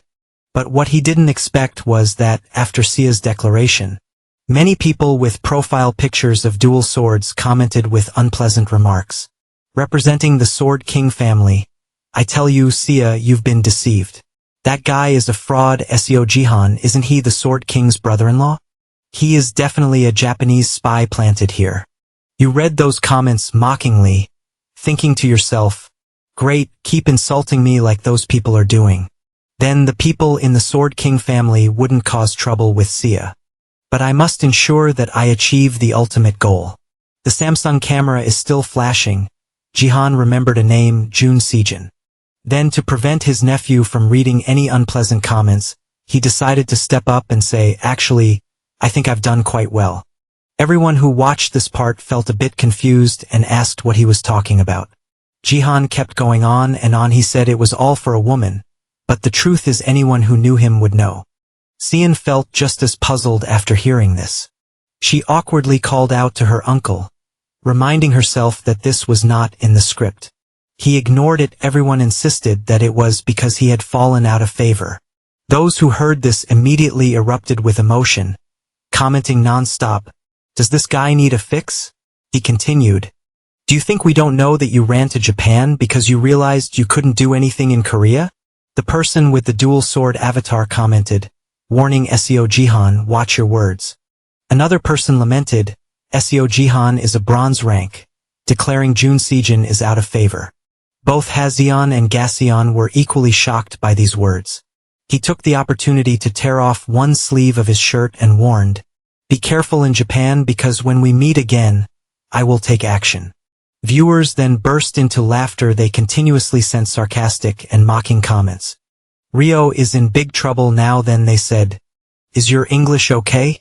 Korea is always in civil war. Look at how jealous they are of us. Go back to your country. How dare you come here? I'm really looking forward to the match between Korea and Japan. The sunset fell over the glamorous city, casting a golden hue that made the scene peaceful, beautiful, and poetic. In Jihan's house, SEO worriedly asked, do we really have to do this, uncle? She was scrolling through her phone while confusedly saying, now both Korea and Japan are in chaos. Jihan calmly reassured her. I said it's fine, just ignore them, don't watch anymore or you'll get stressed out. SEO remained skeptical, but uncle, there's something off about you. It feels like after last night, you've turned into a different person. He felt a pang of guilt upon hearing this. The girl found it understandable. How could I act normal after dying and then coming back to life? Then Jihan teased, I guess you think I look like some kind of drunkard, right? SEO quickly denied, no, why would you think that? While they were chatting happily, there was suddenly a sound of someone ringing the doorbell outside, causing Jihan and SEO to look towards the entrance simultaneously. She wondered, who would come at this time? He seemed to know who would arrive. Calmly, putting his hands in his pockets, and said in surprise, wow, I didn't think they would come so soon. SEO also had an inkling. She asked, don't tell me they came looking for you. Jihan reassures her, don't worry. It's not that. He thinks to himself, all right, let's see. Should we make some extra money? Scene changes to the evening in Tokyo, Japan. A man is sitting in front of a tablet screen. The system displays notifications in Japanese. The relationship between Japan and South Korea is expected to remain tense due to the Sword King obtaining Japanese citizenship. I guess South Korea must be outraged over losing its best player. Next to a pile of women's clothes thrown on the floor, the notification continues. They are throwing stones at him and blaming it all on a woman. I wonder how beautiful this woman must be. Indeed, the issue is that Mr. Ryohei's brother-in-law has also issued a challenge. I'm curious to see how the Sword King will react. I think this is understandable. One could say his brother-in-law represents the wrath of Greater Korea. The woman sitting on the bed puts her clothes back on. She softly asks, "Is that news bothering you?" Sejin replies, "No, have you woken up?"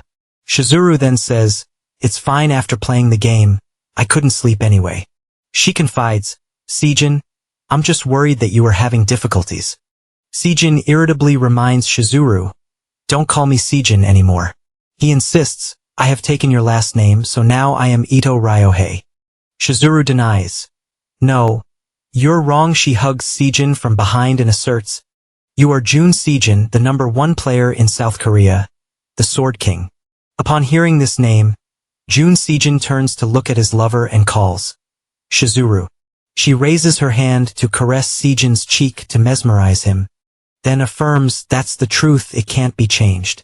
Their faces are just inches apart, and the atmosphere quickly becomes intimate. Shizuru whispers in Sejin's ear, "I love you." The two on the bed share a passionate kiss in a heavily intoxicating atmosphere. She confidently declares, "You are my Sejin." Turning towards Jihan, the door swings open and he excitedly greets, "Hello." The man steps inside quickly, taking off his dress shoes and says, "Thank you, taxi driver Jihan. Excuse me, it seems like you were also waiting for me." Jihan politely replies, "Not at all, I was just looking forward to the government's presence because a small issue has turned into a big one." He calls out his name, Minister Park Yunsik from the South Korean Government Combat Department. Minister Jihan recounted, after Jun Sejin left the government stopped visiting. He tells Yunsik, "Please come in." He enters with a kind smile and greets the girl in the house. Long time no CCA, this man really only cares for him and see for the sake of oversight. She obediently replies, "Hello, Minister." The three stand there looking at each other. Then Jihan smiles, "Now the stage is ready to shine and you will take all that you need." After that, the minister was invited in for coffee. Yunsik gets to the point. "Although it's a bit violent, I have reviewed it." He explains, "The government acknowledges we cannot bring the Sword King back." Upon hearing this, Jihan feels disgusted, thinking they know very well. Yunsik adds, "But we cannot let the public know about this immediately. The match of South Korea is also coming up." So Jihan didn't wait any longer. He straightforwardly suggested, "Why don't we stop beating around the bush and get straight to the point?" Jihan asked, "You want me to retract the donation to the Sword Palace, right? Because it will be an official acknowledgement that the Sword King will not return as soon as it is accepted." Yunsik felt a bit shy upon hearing this. He picked up his coffee cup, his face a bit awkward. Thinking to himself, he went straight to the point. Then he looked at Jihan at that moment. This is truly a pathetic guy. As far as I remember, he was just an alcoholic and a gambler. Then he also voiced his agreement. "You're right. We have not completely given up hope that the Sword King will return. We want to propose a management contract instead of a donation." Jihan seemed to have anticipated this. The management contract changes someone's ownership regarding the management of an organization or enterprise. CA also looked confused after hearing this, exclaiming how difficult the thought process was, while Jihan realized they were indeed smart. They take responsibility for management until the real owner returns. After that, he said that the condition is to return ownership to the Sword King when he comes back. Yoon took out the documents from the bag and replied, "Yes, that's right." Then he pulled out the management contract paper and suggested it would be better if you continued to live in the Sword Palace. Both Yoon Sik explained, which included terms beneficial for both parties. "Please read through and think about it." Jihan also read the paper and realized they had really thought a lot about this. After that, Jihan placed the paper on the table and spoke up. "I understand, but we also want to request one thing." Yoon Sik wondered what it was, his face showing scheming, while the other remained confused and didn't understand anything. "Do we have a kid?" This transitions to a new announcement from the streamer system. Hunkwang has started streaming and everyone is actively commenting on the opening. "Are you streaming? Hey, wait, where's that kid?" On top of the Roman Colosseum statue, truly an attention seeker, Hunkwang took off the mask he was wearing and started saying, "Welcome everyone to my stream." He began to speak like a professional host. "Today we will return to the bloody and dusty Roman Colosseum, a traveling streamer once again. Hello everyone." With a bright smile, Hun Kwang fell down in a very strange position. This scene caught the viewer's attention, causing one user to casually comment, "Is that his underwear?" In Hun Kwang's hand was a shimmering golden sword encrusted with a glowing red diamond. He introduced himself loudly, "I am streamer Hun Kwang." Contrary to his serious demeanor, viewers continuously left very sarcastic comments. "Hello golden boy, I've been waiting for you for so long." Then the system announced, "Boss has gifted you 100 GP. He left a comment saying, "Today let's teach those silver losers another lesson." After reading the message, Hun Kwang immediately felt ecstatic. Hun Kwang couldn't control his excitement and exclaimed, "Oh no! My rich man is here." I will respond with a dance of 02. Although this was just a dead trend, he kept dancing in ridiculous poses that made everyone sigh. Viewers left critical comments, "Hey man, how old is it up here? Do you know?" So disgusting. Two young men behind were watching this scene and were so angry they gritted their teeth, growling to curse. "That damn bastard, God, I wish he got hit by some cars and lay across the main road. That bastard." At that moment, the face of streamer Hun Kwang looked gleaming. He is a famous streamer known for his looks and exaggeration, a notorious prankster. Hun Kwang was once a gold-tier athlete, but he self-ranked himself as bronze to create content, and called it a deep-sea journey. Hun Kwang no longer cared about the game, he only cared about having fun. The peak of a prankster, Hun Kwang seemed delighted to do so. Wow, there are so many people down in the deep sea. His equipment and stats were still at gold rank, so it seemed Hun Kwang was excited to go around harassing and killing players of his own rank. When facing everyone, Hun Kwang tried to normalize things and explained, "Am I a devil?" But others did not think so. They were right, you really are a gangster. After hearing the judgment, Hun Kwang also took 5 minutes of his life to ponder about the principles of human existence. But since he couldn't think of anything, he returned to his overly positive demeanor and said into the screen, "Whatever this boring chat is enough, let's see who will be the first victim," just to check out a few players. But as soon as he saw the person in front of him, Hun Kwang suddenly paused for 3 seconds in wonder. "Is that him?" He then asked again this. The viewers saw the image of the young man looking confused on the screen and typed furiously, "Seo Jihan, you fool, it's Seo Jihan." He still treated Jihan like an object. Hun Kwang also read those comments and he boldly called out Seo Jihan. He naturally brought the mic closer and said, "Really want to interview you." Jihan looked at Hun Kwang with disgust and wondered, "What the hell?" He kept rambling even though the other party said nothing. "The sister-in-law of the Sword King, the best player in this bronze rank. The destroyer of the twin sword statue, you have many nicknames. Recently you've been attracting a lot of attention." Jihan felt a bit annoyed, turned away and thought, "Is he a streamer for BattleTube? So noisy." Looking back, it seems there are still some BattleTube achievements that I haven't obtained yet. Then he opened the system panel, considering that he would slightly increase his viewer count. Hun Kwang, not receiving an answer from Jihan, created content on his own.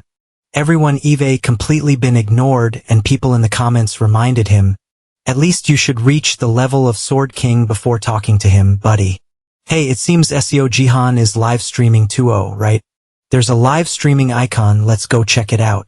Hun Kwang suddenly glanced at his opponent and was startled to realize he was live streaming. Why is he gritting his teeth in annoyance, thinking, "Damn, I just gave him free advertising." Looking back at his own streaming screen, Hun Kwang considered, "I need people to watch my stream, not his." Then his system announced, Shortingluff52 has registered a mission reward to kill Seo Jihan to drop him to the bottom rank. The reward, if successful, is 2000 GP. Hun Kwang read it and was skeptical. What kind of life is this? 1 GP is about 1001, so that's around 2001001. A user then commented, "Mr. Hun Kwang, please kill Seo Jihan for the Sword King family. We will increase the reward." He was suspicious of the Sword King family. And then the system continuously announced that the reward had been increased. Along with a series of excited, cheering comments, Hun Kwang looked at the reward amount and thought to himself that he knew they had a grudge against Seo Jihan, but didn't expect it to be this much. Then the reward announcements kept appearing, making Hun Kwang doubt life, wondering, "Wait a minute, these people have another announcement. Kill SEO Jihan to drop him to the bottom rank. The reward, if successful, is 31,978 GP. The reward has been continuously increasing. Huin Kwang was brain shocked to realize it was over 30,000, now reaching 40,000 at this rate. I might even get 50,000 GP. The announcement board reminded all players that they had been summoned. The game was about to start. To his horror, a closing announcement said, "Kill SEO Jihan to drop him to the bottom rank. The reward, if successful, is 42,713 GB. Huin Kwang was ecstatic upon hearing this. He sat in the arena laughing so much that his mouth couldn't open any wider. The viewers who saw this couldn't help but exclaim, "Damn! Isn't that still not enough for you? This crazy guy turned out to be how he makes money." Huin Kwang was now lost in the intoxication of wealth. He exclaimed, "Almost hit 50,000 already." The mysterious user appeared again and said, "If you can truly defeat SEO Jihan, then I'll send you 10,000 GB." Upon hearing the announcement, Huin Kwang's robe immediately fluttered in the wind. He announced in a serious tone, "I, Huin Kwang, have felt your determination." The spectators couldn't help but be impressed. Look at him, so serious that he looks like a black and white image. The state of greed has been successfully activated. I would feel the same if I received 50,001. While Huin Kwang is still happily thinking that this is indeed a bargain. Confidently, he declared, "SEO Jihan, you will now fall into despair." He waved his arms and asserted, "From now on, I, Huin Kwang, will end this game and become your personal reaper." The system then announced, "Prepare the player's active skill to accelerate, heading towards the target at extremely high speed." With that, Huin Kwang charged straight towards Jihan with his sword. The power and ferocity made the gust of wind emanate that left others in awe. Jihan quickly sensed this. He abruptly turned around, but before Huin Kwang could do anything, he had to stop as the sword in his hand vanished, becoming unusable. Jihan looked at his item and exclaimed, "It really is a good and durable sword weapon." Information. Cooking hammer item grade D. A divine artifact from another world on a planet outside Earth. Aliens use this to cook outsiders. You can experience the full power when equipped with both a knife and a cooking hammer. He put his other hand inside his jacket, looked at Huin Kwang and said, "I gave it my all." Seeing that Huin Kwang wasn't giving up, Jihan looked at that naive expression and reminded him, "I guess I have to use an outsider's sword." But not allowing him to do anything, Jihan launched a powerful counterattack, slicing through the air, causing Huin Kwang to be sent flying high amidst a storm of bright swords, completely overwhelming the battlefield. In an instant, he gaped at the terrifying, brutal power of the attack, completely unable to retaliate even once. The spectators were equally stunned. After witnessing this scene, they continuously commented, "What is that? Is that sword energy? That's right, oh my god, a silver rank uses sword energy. But that person is not the one who possesses the divine power of the white fire god. If he uses divine power, then is he a support player?" He stood there with two weapons in hand, energy radiating strongly throughout his body. Item information: cooking, set kitchen knife, item level D, a divine item on a planet outside of Earth. Aliens use this to cook outsiders. You can experience the full power when equipped with both a knife and a stove. The spectators had a question. But what is his weapon? Jihan looked at the sharp knife in his hand and remembered that he hadn't been in the kitchen for a long time. Jihan fell into endless thoughts that he once felt like he had fallen into the endless night of death, unable to see anything, as if all the lights in life had been extinguished. Yet the darker the night is, the brighter the stars shine. After the battle with Jihan, a silly announcement rang out, "Streamer Huin Kwang has been resurrected for you all." This left the viewers puzzled, wondering, "Oh, how could he come back to life like that? Really must be a hack, right? That must be it." The item used this time was a resurrection cross, which allows the user to revive only once. However, this cannot be used within the National League to merge teams or promo games. After reading the item description and seeing Huin Kwang's return, viewers commented, "But what is he coming back to do? After all, he was already back to being the best because of taxi driver Jihan, right? The mission has failed. I'm so disappointed. Huin Kwang, damn this Huin Kwang guy." After reading the audience's comments, he shamelessly exclaimed, "Oh, it seems that my carelessness has made many viewers unhappy. However, everyone just wait a little longer. Soon I will pay SEO Jihan back." Just watch. But as soon as he finished speaking, Jihan appeared right behind him, making the atmosphere suddenly very awkward. The eyes of the two met, but neither wanted to look at each other for long. Felt like an eternity as the song goes then. With Jihan's merciless, exclusive techniques, he finished off the bland streamer Hun Kwang in a heartbeat so fast that he could only utter 3 words. How come? Then came the system announcement player Jihan Double King. He glanced back and remembered that it had been a long time since he saw someone use that. In the future, hardly anyone would use it anymore, not because of the penalty, but because of its loopholes. Jihan looked up at the stands and realized that today was much more crowded than usual, perhaps because of the audience coming to watch the game starting today.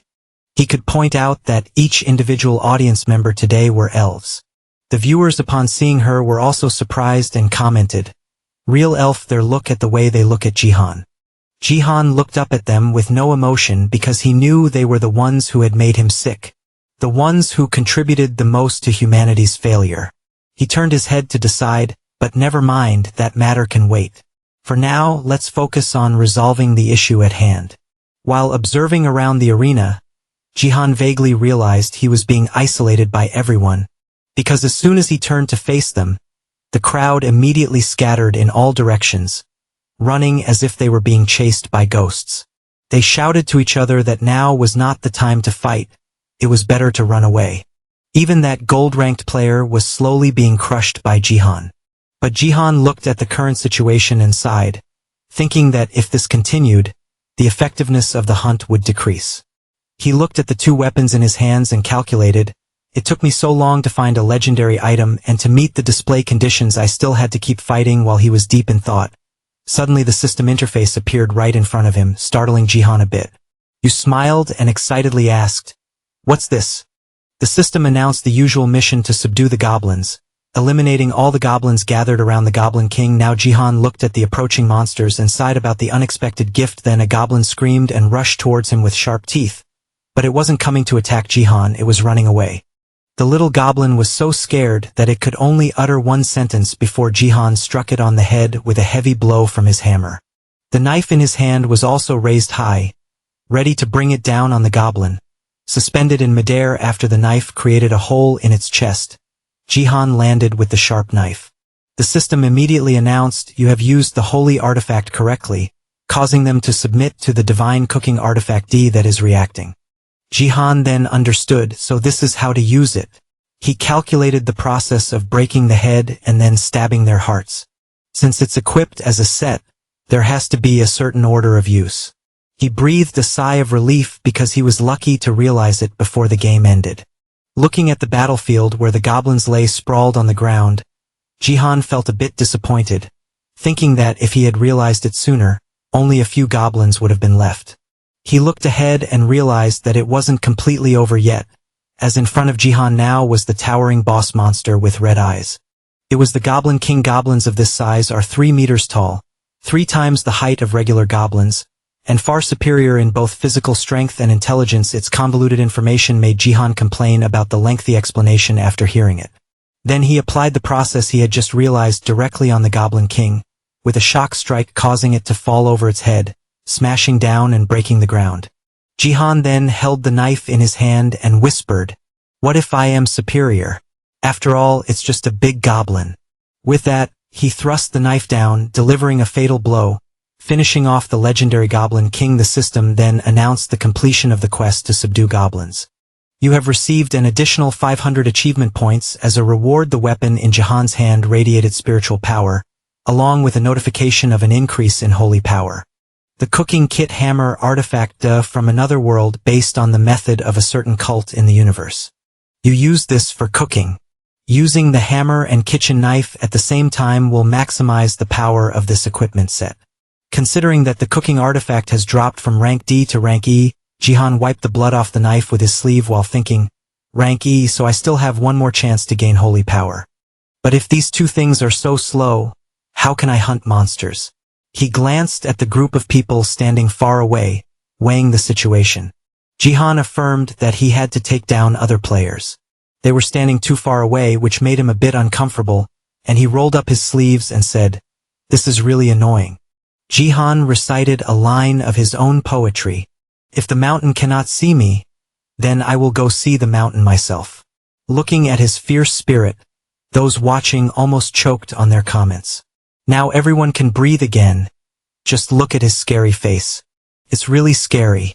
Jihan the bike taxi guy isn't very good at this broadcasting stuff. Huh? The scene shifts to the high-class urban area of Seoul Gangnam District, Deoksam Ward. A user named Barking Dog continuously commented, "But anyway, it's still 1,000 times better than that useless guy." LOL, this statement made Hongkwang feel like he was about to vomit blood after reading it. He kept cursing nonstop. Is that referring to me, right? So how about when you guys were kissing my ass saying I was talentless? Huh? And I'm not weak either, it's just that he's ridiculously strong. The estimated strength index is 33 agility, 37 horsepower, 36 mana, 34. Hongkwang angrily nitpicked, like in this video estimating his stats from the recent battle with the goblin. And the average was as high as 35, he then realized the nonsense he had just said, and lay down on the keyboard in thought. Dongtae limits the stats at Bronze Cup with only 25. What kind of nonsense can reach as high as 35, hacker? Just mentioning this, Hongkwang suddenly froze for 5 seconds upon hearing a loud scream in the video.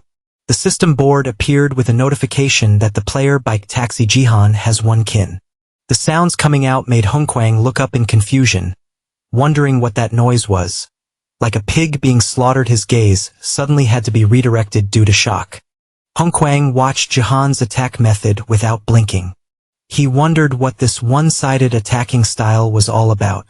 Meanwhile, he was making a piercing strike through the arena with 2 legendary items in hand. Inside the arena, Jihan fought coldly, taking down each person one by one. Continuous announcements rang out: player bike taxi Jihan double kill. The viewers witnessing such a dramatic performance couldn't stop praising. This is art, that kind of art. How do you run straight to take off for heads of others? However, Jihan didn't care about them. He continued to focus on fighting. After that, the system continued to announce Chippo-kin, Quadra-kin, Benta-kin. This horrifying scene made other players extremely scared. They shouted to each other, "Let's temporarily ceasefire. Someone poke him to take tune out to drain blood."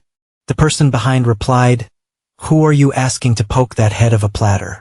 After that, Jihan exhaled, gathered his strength, and looked at them. These people were scared but still stubbornly called the damn hacker's name. They angrily cursed, "Damn it, you should know when to stop, right?" After that, he immediately fired continuously at him. Jihan ignored any further words. He directly swung his hand to strike this guy, then leaned to deliver a decisive blow to the other one with great force. Jihan's gaze remained unchanged throughout the battle. His actions were always precise and unreserved. After dealing with one group, Jihan continued his journey to the others, but it seemed that this target left him somewhat dissatisfied. The other players were just as fearful. They stared at him and continuously uttered ridiculous, astonished remarks. The viewers, upon seeing them, were also very confused and uncomfortable, commenting, "What is that? Just type in plain Korean." Damn it, the system then had a new announcement. Player Song Jihan double king. This information left the viewers dumbfounded. Swearing, 10 kings in a row, what the heck? This guy has completely lost it. He is the first to achieve 10 kings in a row after the initial win, right? Don't mention that national traitor again. But disregarding those comments, Jihan focused entirely on the items in his hands. There were changes one after another.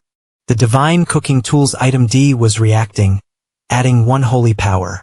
The Divine Cooking Tool item had dropped from rank E to rank F. The system announced that the hidden mission had been completed, achieving 10 gold in the Roman arena. You have received an additional 500 achievement points as a reward. After reading it, Jihan realized the holy power and achievement points. So I have everything I need, he told himself. But there are still many things missing. I need something powerful and decisive. Thinking this, Jihan suddenly paused. For 5 seconds he stared blankly at the system board. This is the trial mission.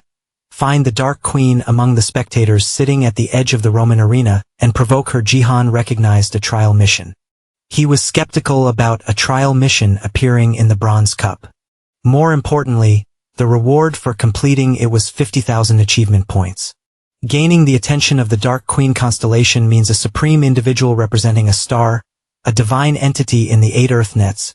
Gaining the attention of a constellation means being sponsored by them, helping you achieve abilities that would normally be impossible. He stood there, realizing this was something only effective at the Diamond Cuckoo, but it was happening right here. Jihan seriously promised himself he must obtain it at all costs. Just by pulling one of them towards him, the other constellations would surely be interested in him. With a bit of hesitation, his gaze serious, Jihan looked up at the stands, wondering if he could find her. He glanced over a series of elf tribe members. They all looked very similar. She was blending in among a forest of elves, and his task was to find the Dark Queen. Currently, SEO Jihan is one of the first people in this country to achieve the record of killing 10 in a row. The previous record holder was Jun Sejin. And news of this had started to spread across all public media. The result you achieved is 10,000 followers and along with 4,000 views. The predicted winning candidate to catch on it is the motorbike taxi. The people in the Kim Vung clan who once wished for SEO Jihan's defeat are now back to support him. Viewers are commenting that isn't the Kim Vung clan making SEO Jihan famous themselves. If watching the Kim Vung clan get played makes for a good meal, I suggest everyone do that. Oh well, I did it before and now all the hatred is directed at Hongkwang. The viewer's diary of streamer Hongkwang shows that this jerk needs to go die. You can't even take down one guy, so how did you turn from copper to gold like that? I hope you will do your best on your path during this difficult time. Hongkwang new comments are appearing. Viewers mock SEO Jihan for killing 5 lives, one of which is his. Well, the final kill stream has become famous. After reading these lines, Hongkwang must lament. Damn, the reputation is so ruined. He can't do anything, just let it go, it's useless now. Hongkwang confidently asserts that from now on he will also ride the Jihan motorbike taxi. Now you will have one more fan, which is me, Lord Jihan streamer Hongkwang. My dream is to become the editor of the Jihan motorbike taxi. I will turn you into a star of BattleNet.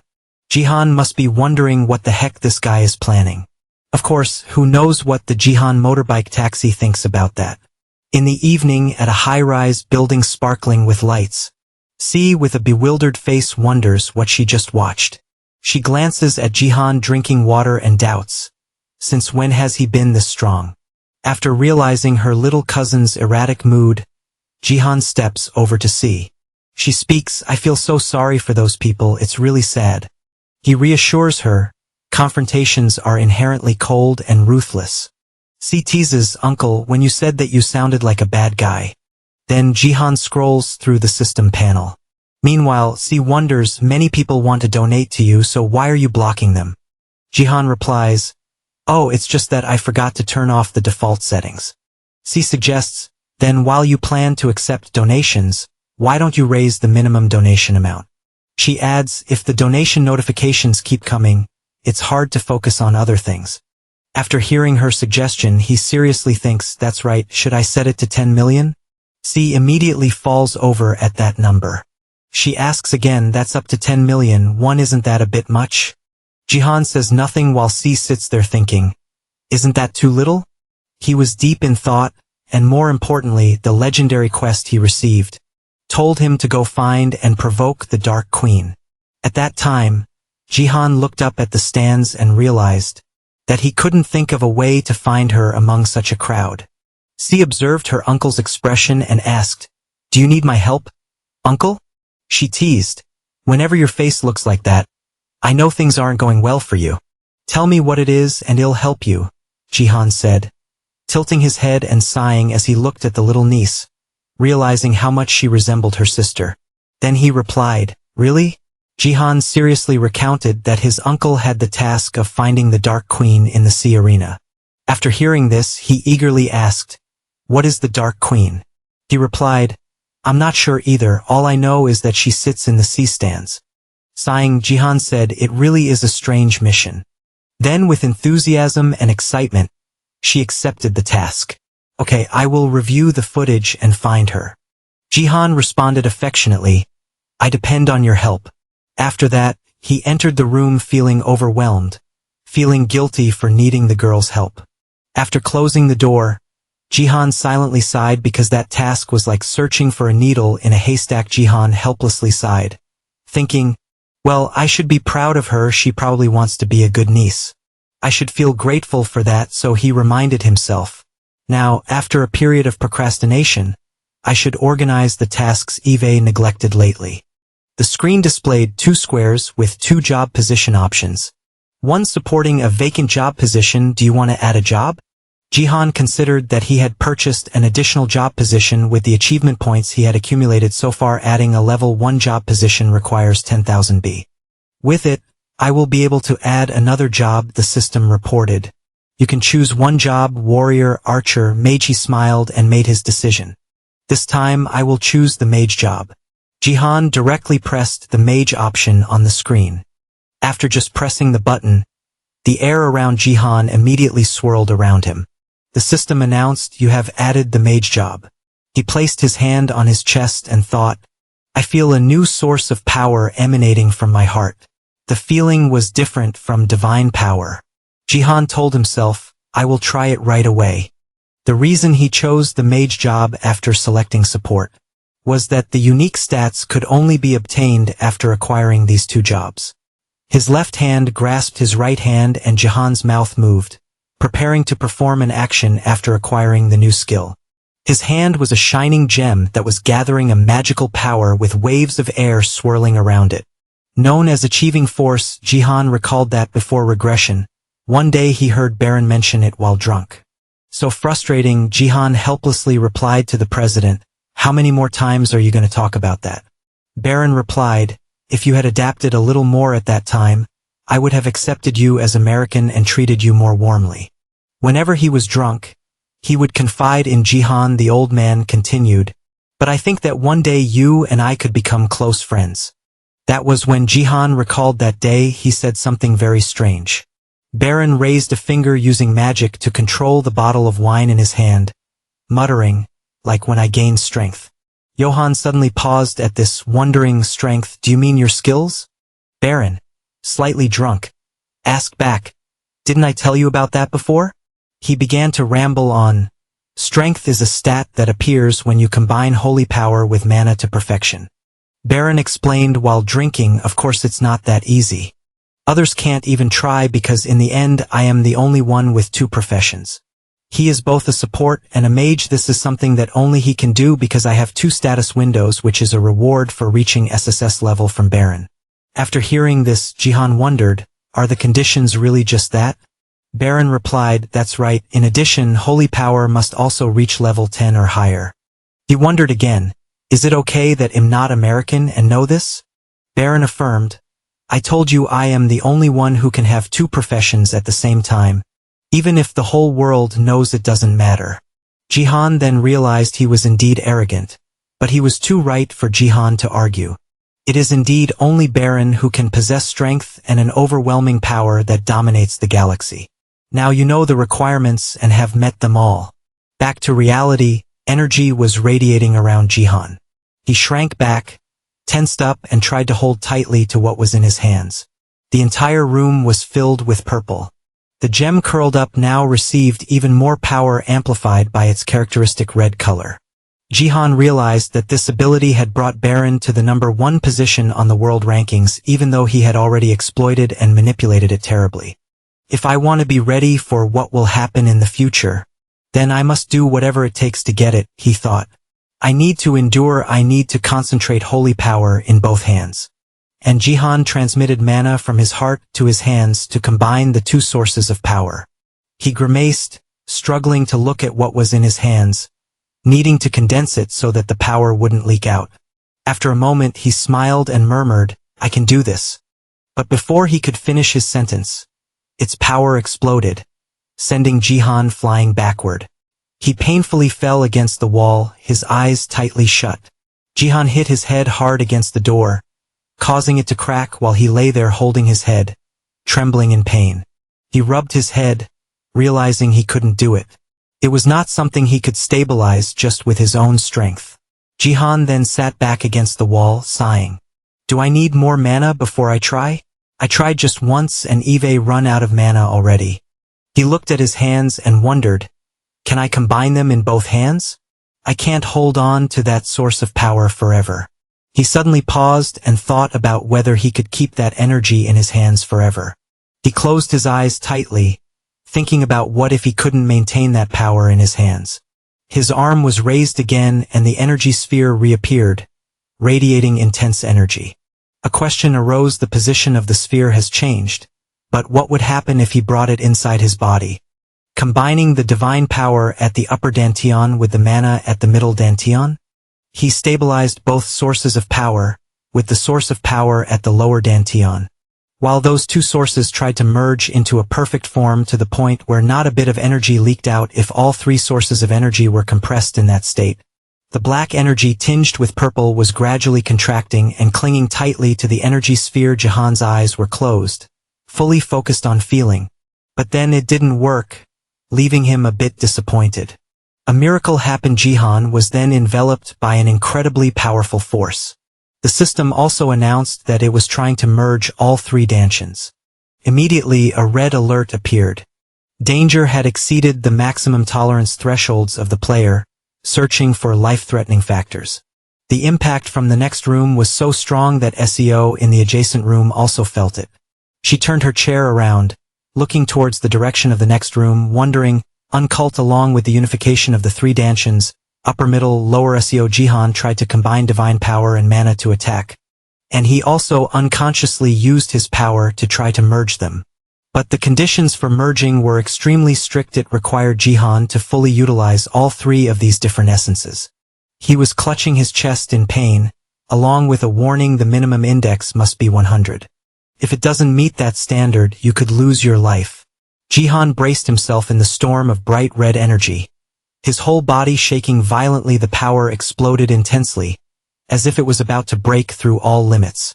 Seo in the next room quickly realized something strange from the noise in her uncle's room. She quickly ran outside and shouted loudly, "Uncle, what's wrong?"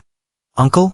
Seo worriedly opened the door to the room, anxiously saying loudly, "Say something, Uncle." But the scene inside left Seo completely stunned. She could only dazedly call out, "Uncle." Then a basin of ice was brought into the room along with a bewildered question. "Really?" Seo wondered. "Did you shout like that because you have a headache?" Seo Jihan used a towel to cover his forehead and complained, "This is tough." She wondered again, "Why are you recovering so quickly?" Seo Jihan didn't want to explain. Seo angrily shouted, "Be serious, Uncle." She just finished speaking and realized she was wrong, immediately saying, "I'm sorry, I didn't mean to yell at you." Seo, feeling hurt, shed tears, hesitating to explain, "I was just too scared.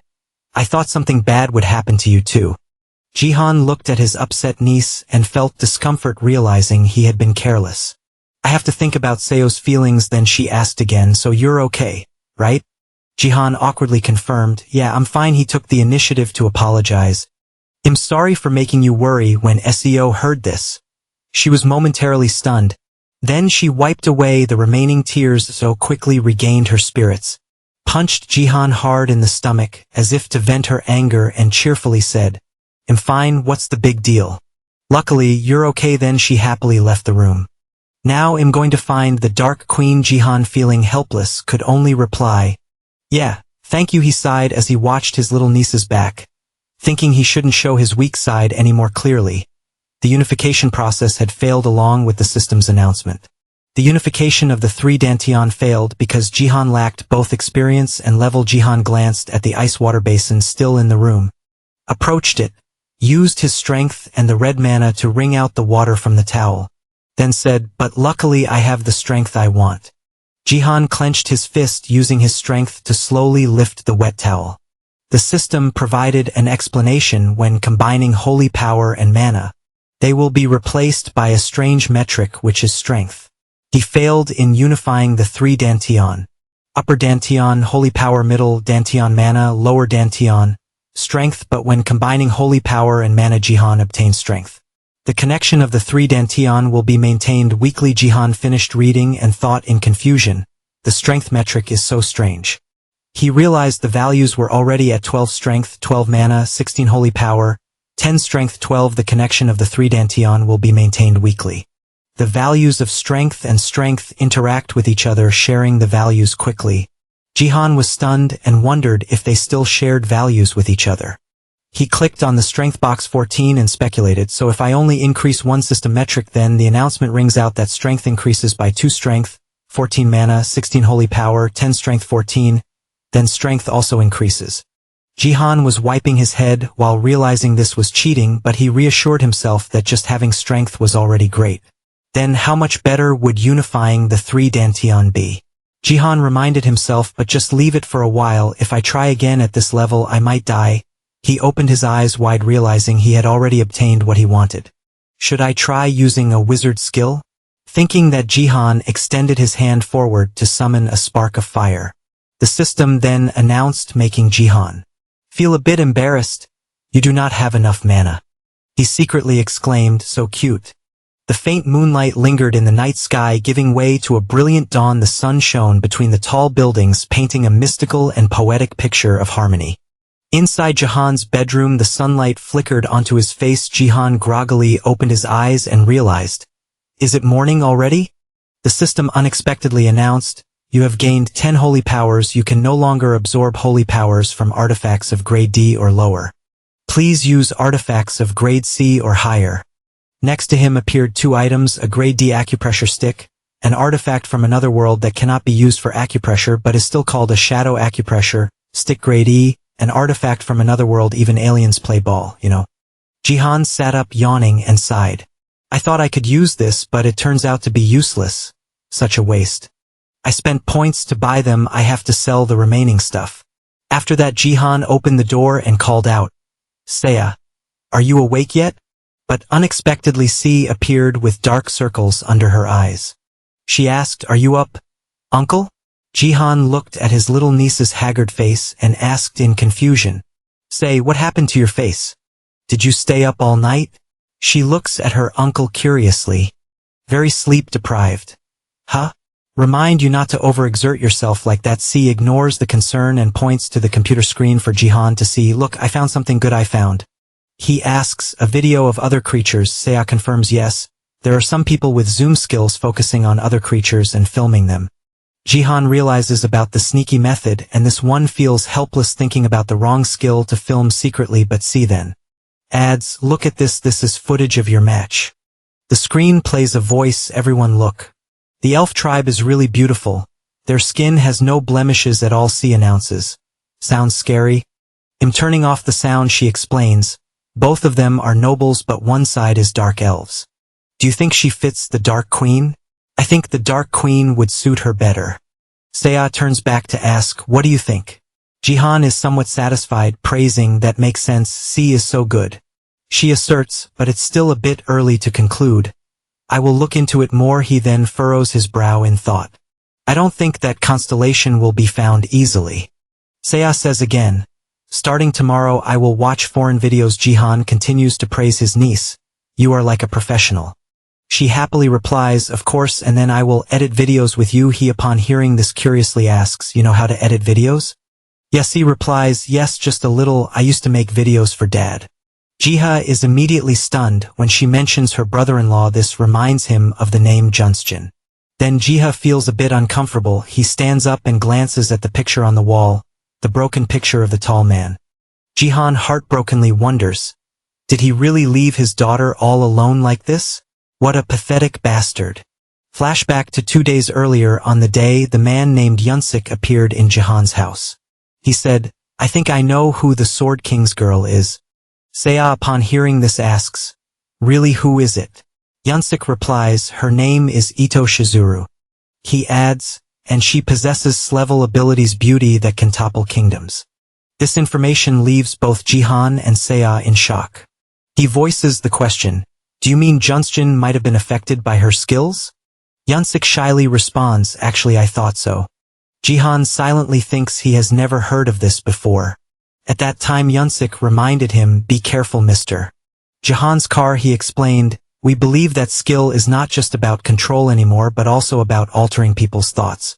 In the past this has happened many times when our brightest stars suddenly fell into the hands of Japan. If that skill has no limits, she will appear again to enchant another player. After that he researched the beauty that could topple kingdoms and Ito Shizuru but found nothing. Japan is indeed very cautious with her, Jihan reminded himself. Now I can't find anything at all. Just as Minister Park Junsik said, I also have to be careful. He stepped inside reminding himself to prepare ahead of time. If what he said is true, then they must have already started acting. The airplane majestically glided across the city sky.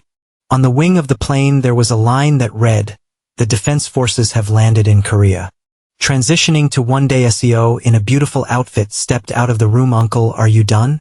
She reminded, we're going to be late. Jihan was also dressed in a suit wearing an expensive watch.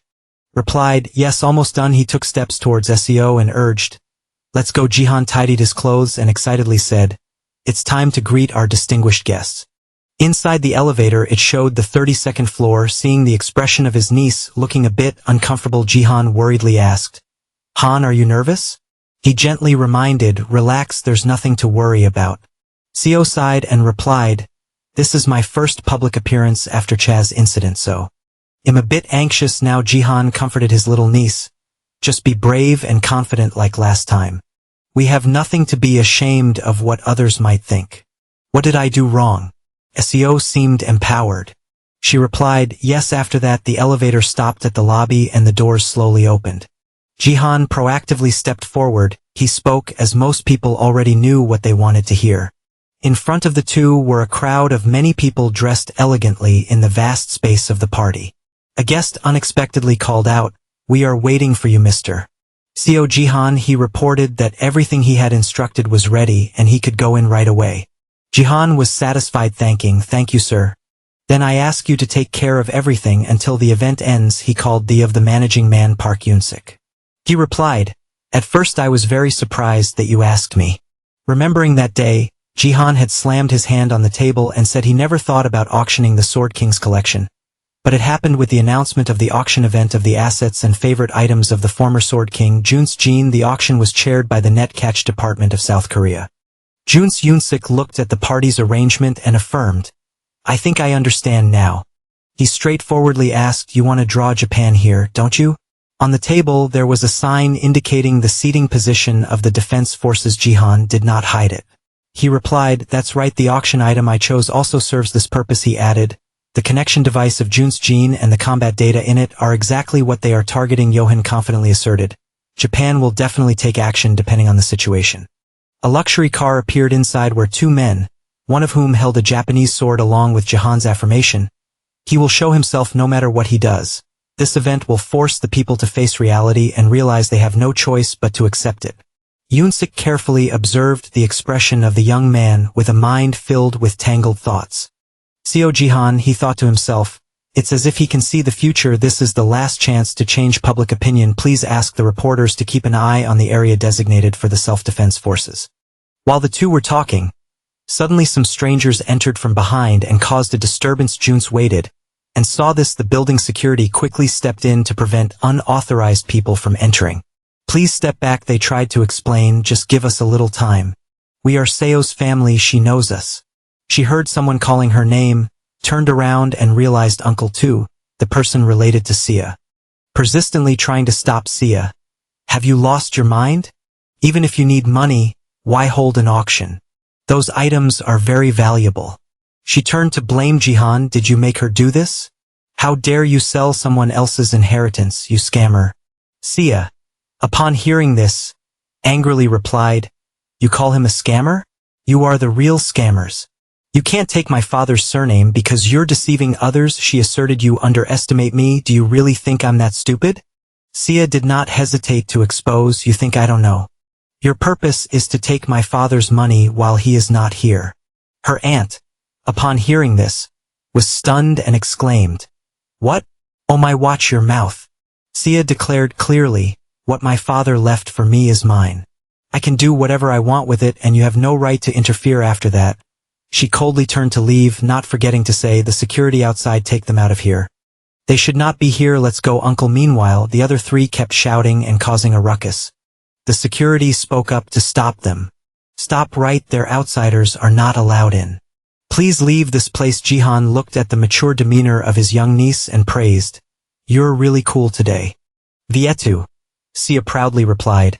Of course I know how to protect myself. Yunsik, who was in front, proactively opened the door and announced, Uncle Jihan.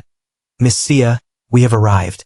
I will lead everyone inside. Then the two were taken to the stage of the auction event for the assets and favorite items of the former Sword King, Junsejin, presided over by the head of the Korean net catch department. Junsia, the reporters were excited when they saw them, saying, They are here, that's Mr. Jihan's car, quick take pictures. As soon as they saw you, everyone immediately started competing to ask questions. Mr. SEO Jihan, what is the purpose of this auction? I heard you allowed other countries to participate in the auction. What is the reason for that? Another side asked, Ms. Junsuk, please look this way. Is it true that the donation of the sword and this auction were influenced by outsiders? Another reporter wondered, Don't you hope the Sword King will return? What do you think about people saying that you are only profiting from the legacy left by the Sword King? The questions gradually became more absurd, forcing Jihan to discreetly use mana. Mr. SEO Jihan, please say a few words about your performance in the recent net catching match. As the question ended, his mana was unleashed in an instant. The lens of a camera shattered in the bewilderment of the cameraman and everyone else. What happened? Then other cameras also simultaneously broke their lenses without anyone knowing the reason. Why did the camera suddenly break? It wasn't even on. How could it be broken? The invited guests were also very confused, turning their heads to ask, Is something happening? What's going on? While Jihan didn't care at all and stood up to speak. This is not a press conference. This is the auction now. We will begin today's auction. He announced, We have prepared 3 items. Jihan introduced in order. First is the connection device of Junsejin, which helps reduce injuries by 99 along with stored data in the device. The analytical data will be useful for us, especially for the upcoming Korea-Japan match. Jihan smiled as he watched everyone discuss amongst themselves. Thinking they would not want to miss any items, he was sure that the data of high-level players was not something that could be found elsewhere. As expected, a hand was raised along with a voice. Excuse me? Jihan looked towards the sound and was surprised to see a somewhat familiar hairstyle. He suspected the man introduced himself. I am Takeda Kazuo, the recruitment manager of the Japan Self-Defense Forces. He proactively asked, If the auction has started, can I place a bid? He bid, I would like to bid 5 billion yen for all the auction items today. Takeda's voice continued, Moreover, I want to have a private meeting with MSSEO and Mr. SEO Jihan. He looked towards the man and thought to himself, he knew very well the purpose of his request. Then he slowly approached and skillfully replied, I'm very sorry, but I find it hard to agree to that request. Jihan stood in front of him and demanded, If you have something to say it to me right here. He asserted that this was neither the time nor the place for private meetings. I'm sure Japan knows this better than anyone else. Upon hearing that, Takeda smiled and replied, SEO Jihan, don't look at me like that. It's scary. I'm just a guest at the auction, so don't be cold to me like that. He vaguely mocked, If you keep provoking like this, others won't let it go. At this point, someone next to him stepped forward, raised a sword in front of Jihan and blocked him. Takeda introduced, Specifically, this is my bodyguard. The gaze of this person gleamed with a deadly yellow light. He boasted, She can't be compared to the Sword King, but she's also a skilled player. Takeda continued to speak in front of the bodyguard's cold expression. I mean no harm, I'm just letting you know. Jihan stared at her, his eyes clearly showing deadly intent. Then SEO Jihan directly punched her hard in the face. Caught off guard, she staggered back, her face flushed from the punch. Sato momentarily did not understand what had just happened. She was so angry that she gritted her teeth. He coldly raised his hand and asked her if she wanted to continue. Sato's eyes widened with her sword ready to be drawn. He placed his hand on Sato's shoulder and reminded her that it would be best for her to back off. This auction is being broadcast live on 8 channels worldwide. Her whole body was now trembling. The screen immediately displayed images of Jihan and Shadow along with welcoming comments. It's been a long time since anyone has seen him stream right. This is a personal broadcast of the beloved items and other assets of the former Sword King, Jun Sejin, at today's auction. The competition is being broadcast on 8 Honisio channels. Jihan whispered, You don't plan to keep waving a weapon in my face while being broadcast live, do you? The viewers upon seeing this scene commented, Are you breaking the rules already? She hurried to grab the sword because she thought she couldn't win against him. Takeda, seeing the tense situation, had to step in as a mediator. All right, then he took the initiative to approach, bowed his head and apologized. My bodyguard was a bit too aggressive. I apologize on her behalf. Then Takeda suggested, your car, there are a few things we need to clarify. He reiterated about the 5 billion, including the private meeting, and I thought I needed to hear a response to that proposal. Takeda pointed to the woman standing behind Jihan and said, from her SAE. Upon hearing her name, she was stunned and asked back, me, so. The viewers then exposed this scumbag who was trying to exploit that girl. Protect, say a brother. Takeda pressed Jihan, asking, the assets of the Sword King are under the ownership of Korea. Isn't that right? This doesn't mean you can't refute. He walked past Jihan, reminding him in a very mocking tone, so the rightful owner of this auction should be Korea. That's correct. After that, Takeda approached her and said, Sia, this is an invitation to a secret meeting for you.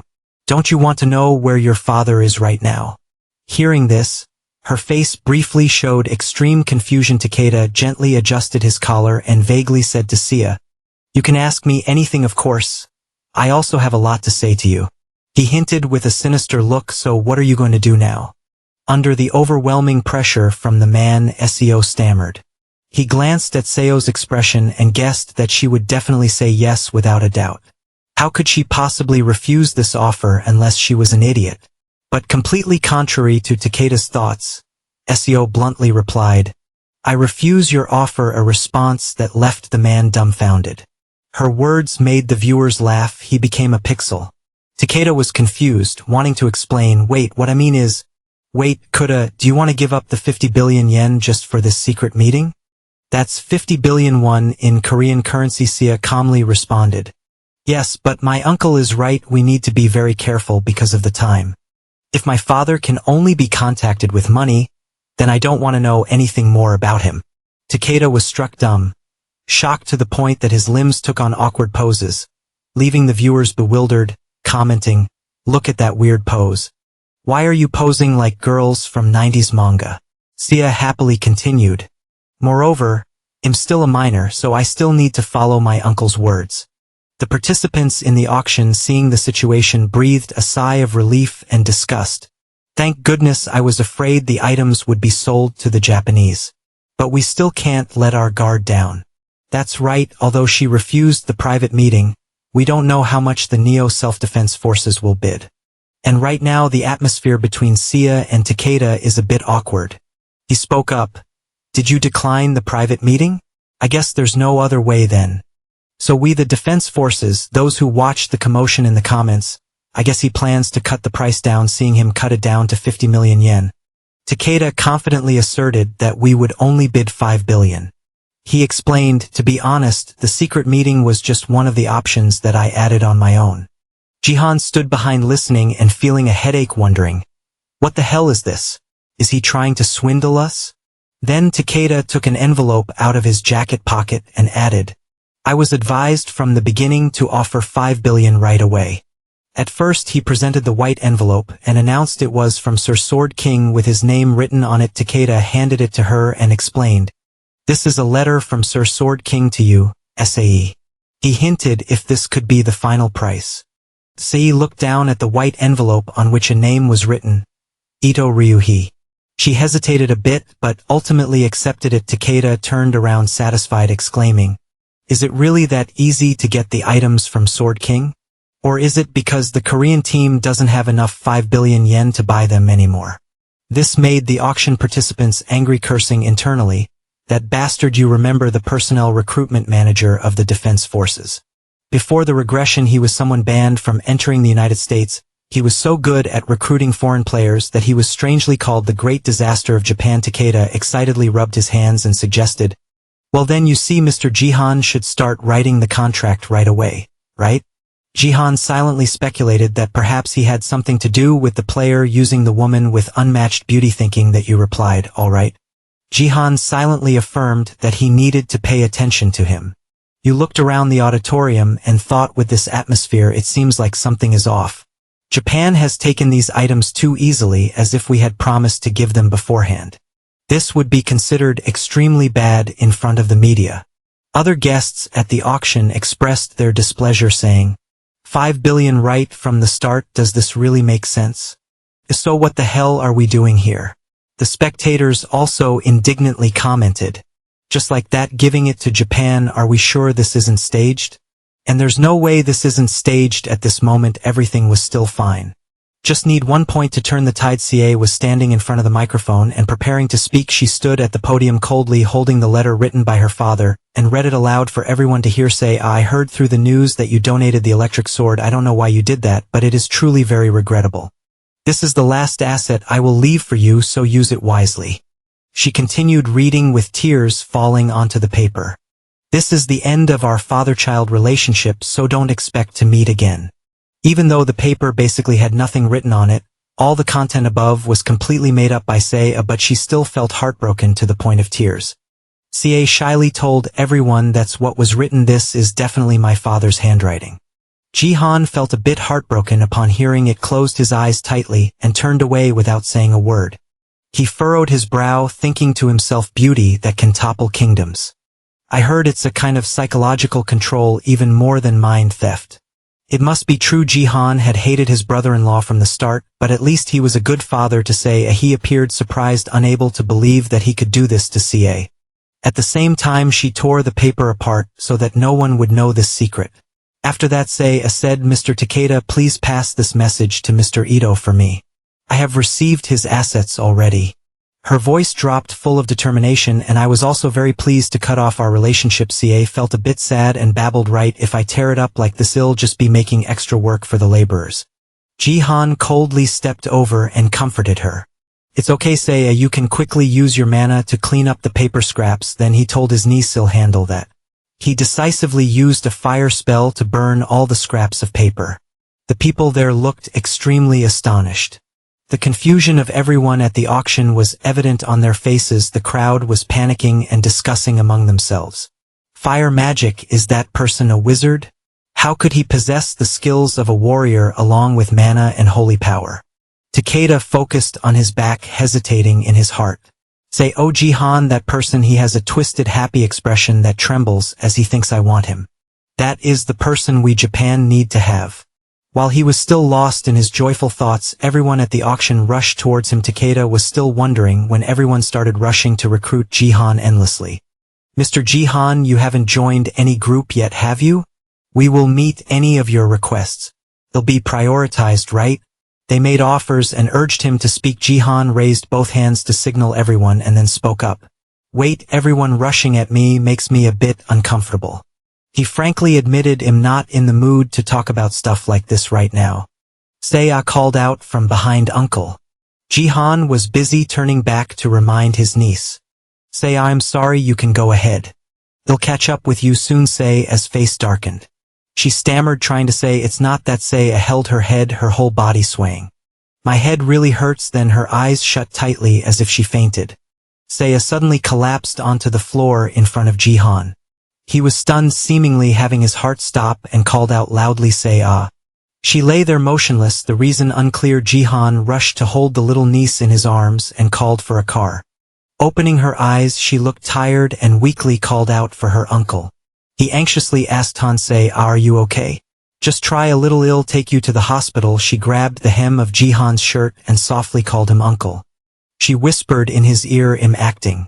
Then Seo subtly winked at Jihan. She thought to herself, I think he's feeling awkward in front of the crowd, so we'll put on this act. Jihan was stunned and panicked, wondering why do it right now, then we can't bid anymore. She glanced at her uncle and wondered, I did well, right? Jihan sighed in relief, thinking, oh my, the girl is just like my sister.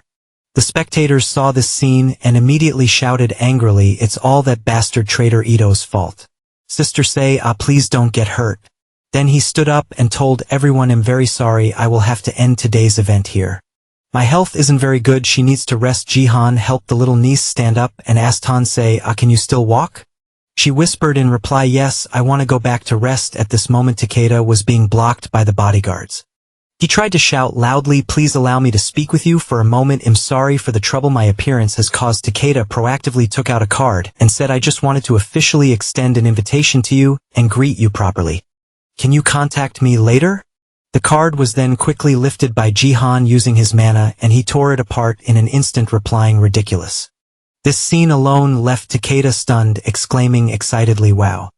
Jihan coldly added, "That's my answer." The spectators seeing this dramatic scene mockingly commented, "The head of recruitment for the world's 4th ranked guild was rejected by a bronze-ranked player from Korea. That bald old man must be furious." But Takeda, on the contrary, did not feel that way. He still smiled happily, trembling all over, as he said, "As expected, he is the best SEO Jihan." He realized that the power was real, along with that mysterious strength that ripped apart the business card. With that kind of power alone, he is already worthy of investment. Even if he is just a bronze player, a rising star will continue to develop even more in the future. Takeda told himself that he must find a way to recruit him. Outside the hall, Jihan and his niece just stepped out and happily high-fived each other. Sia said, "Nice job you," and brushed her hair back, praising her niece. "Good acting." Uncle was also fooled. Sia proudly boasted, "Did you see anything I'm not good at?" He teased, cooking. While they were talking, suddenly a system sound rang out. "You have unread notifications." Jihan confusedly read the new notification and wondered, "What's this?" The notification read, "Thick Trang has sponsored you 10,000 GKB. Kong-san was very happy to meet you today. I turned off the broadcast channel, but he is still sponsoring." Sia stood next to him, laughing so hard she was shaking, exclaiming, "Oh, his way of speaking is so cheesy." He couldn't believe it. "I can't believe the first sponsor of Uncle is this bastard. I must block him." While the two were happily chatting, a strange woman suddenly spoke up in front of them. "Hello, Mr. Jihan Junisi." The two of them were stunned as they listened to her continue, "It's a pleasure to meet you both." The woman proactively introduced herself. "I am here on behalf of the branch guild to greet you. I am the head of department number 3, Lee Hyan." She smiled and continued, "I came all the way here because I was hoping to meet you both." Sorry for the sudden visit. Jihan was a bit puzzled. "You can't come in here unless you are related to the matter. How did you manage that?" "You are suspicious." Her voice sounds very familiar. "I've met her before," Hyan calmly replied. "I always maintain a close relationship with the enforcement department in Korea.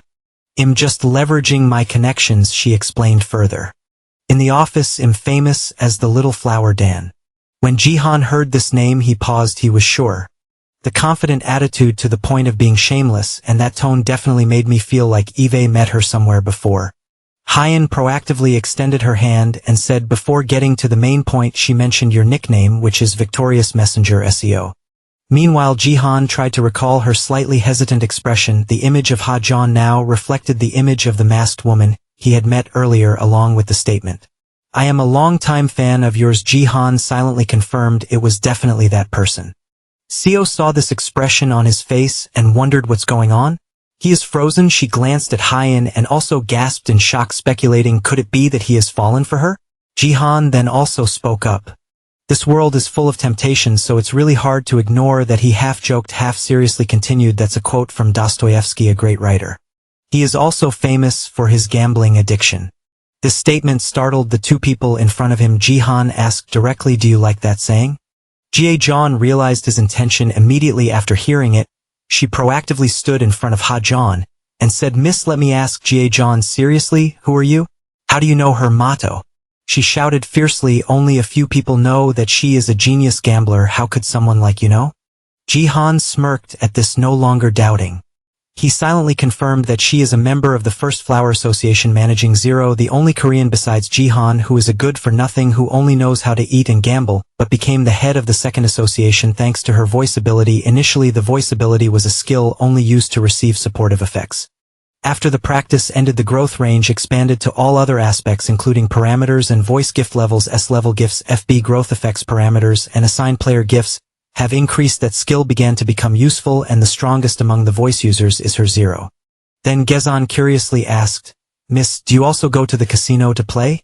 Hazian shyly stammered, reminding not to say any more. "Gezon, don't say anything else." Jihan sighed, thinking from Peach Blossom Sword to Zero. It seems that the Division Guild is doing a good job at recruitment. He explained briefly, "I saw her in a previous stream." Jihan added, "Among my fans, her message is the most memorable, so I just asked that." "Sorry if I made you lose a message." Gezon turned around and asked, "When watching the stream you were sure to, La?" She shyly lowered her head and reminded her companions word by word, Please be quiet. Then Hyun cleared her throat. I don't feel very happy suddenly being labeled a gambler like that. Jihan glanced at her and smiled, thinking to himself that whoever labeled it the truth is what it is. Sie glanced and noticed he was smiling. He must be falling for her. Hyun ignored it and stepped forward to say, but it's okay. I don't mind being proactive in this comfortable atmosphere. And it's quite strange. I feel like we will run into each other a lot from now on. Sie saw Hyun pull out her phone, her eyes sparkling like stars, thinking, oh my god, she's pulling out her phone. She must be falling for my uncle too. She didn't say much but straightforwardly stated, the subdivision guild wants to have you, Jihan. See you next time, just the two of us. After hearing that, Sie immediately thought of a romantic date with feelings of pink bubbles bursting. She happily shook her head and thought, oh my god, am I about to have something? Hyun was feeling extremely shy and rubbing her neck. She thought to herself, I was too sexy just now. I'm very good at maintaining distance but still keeping things professional.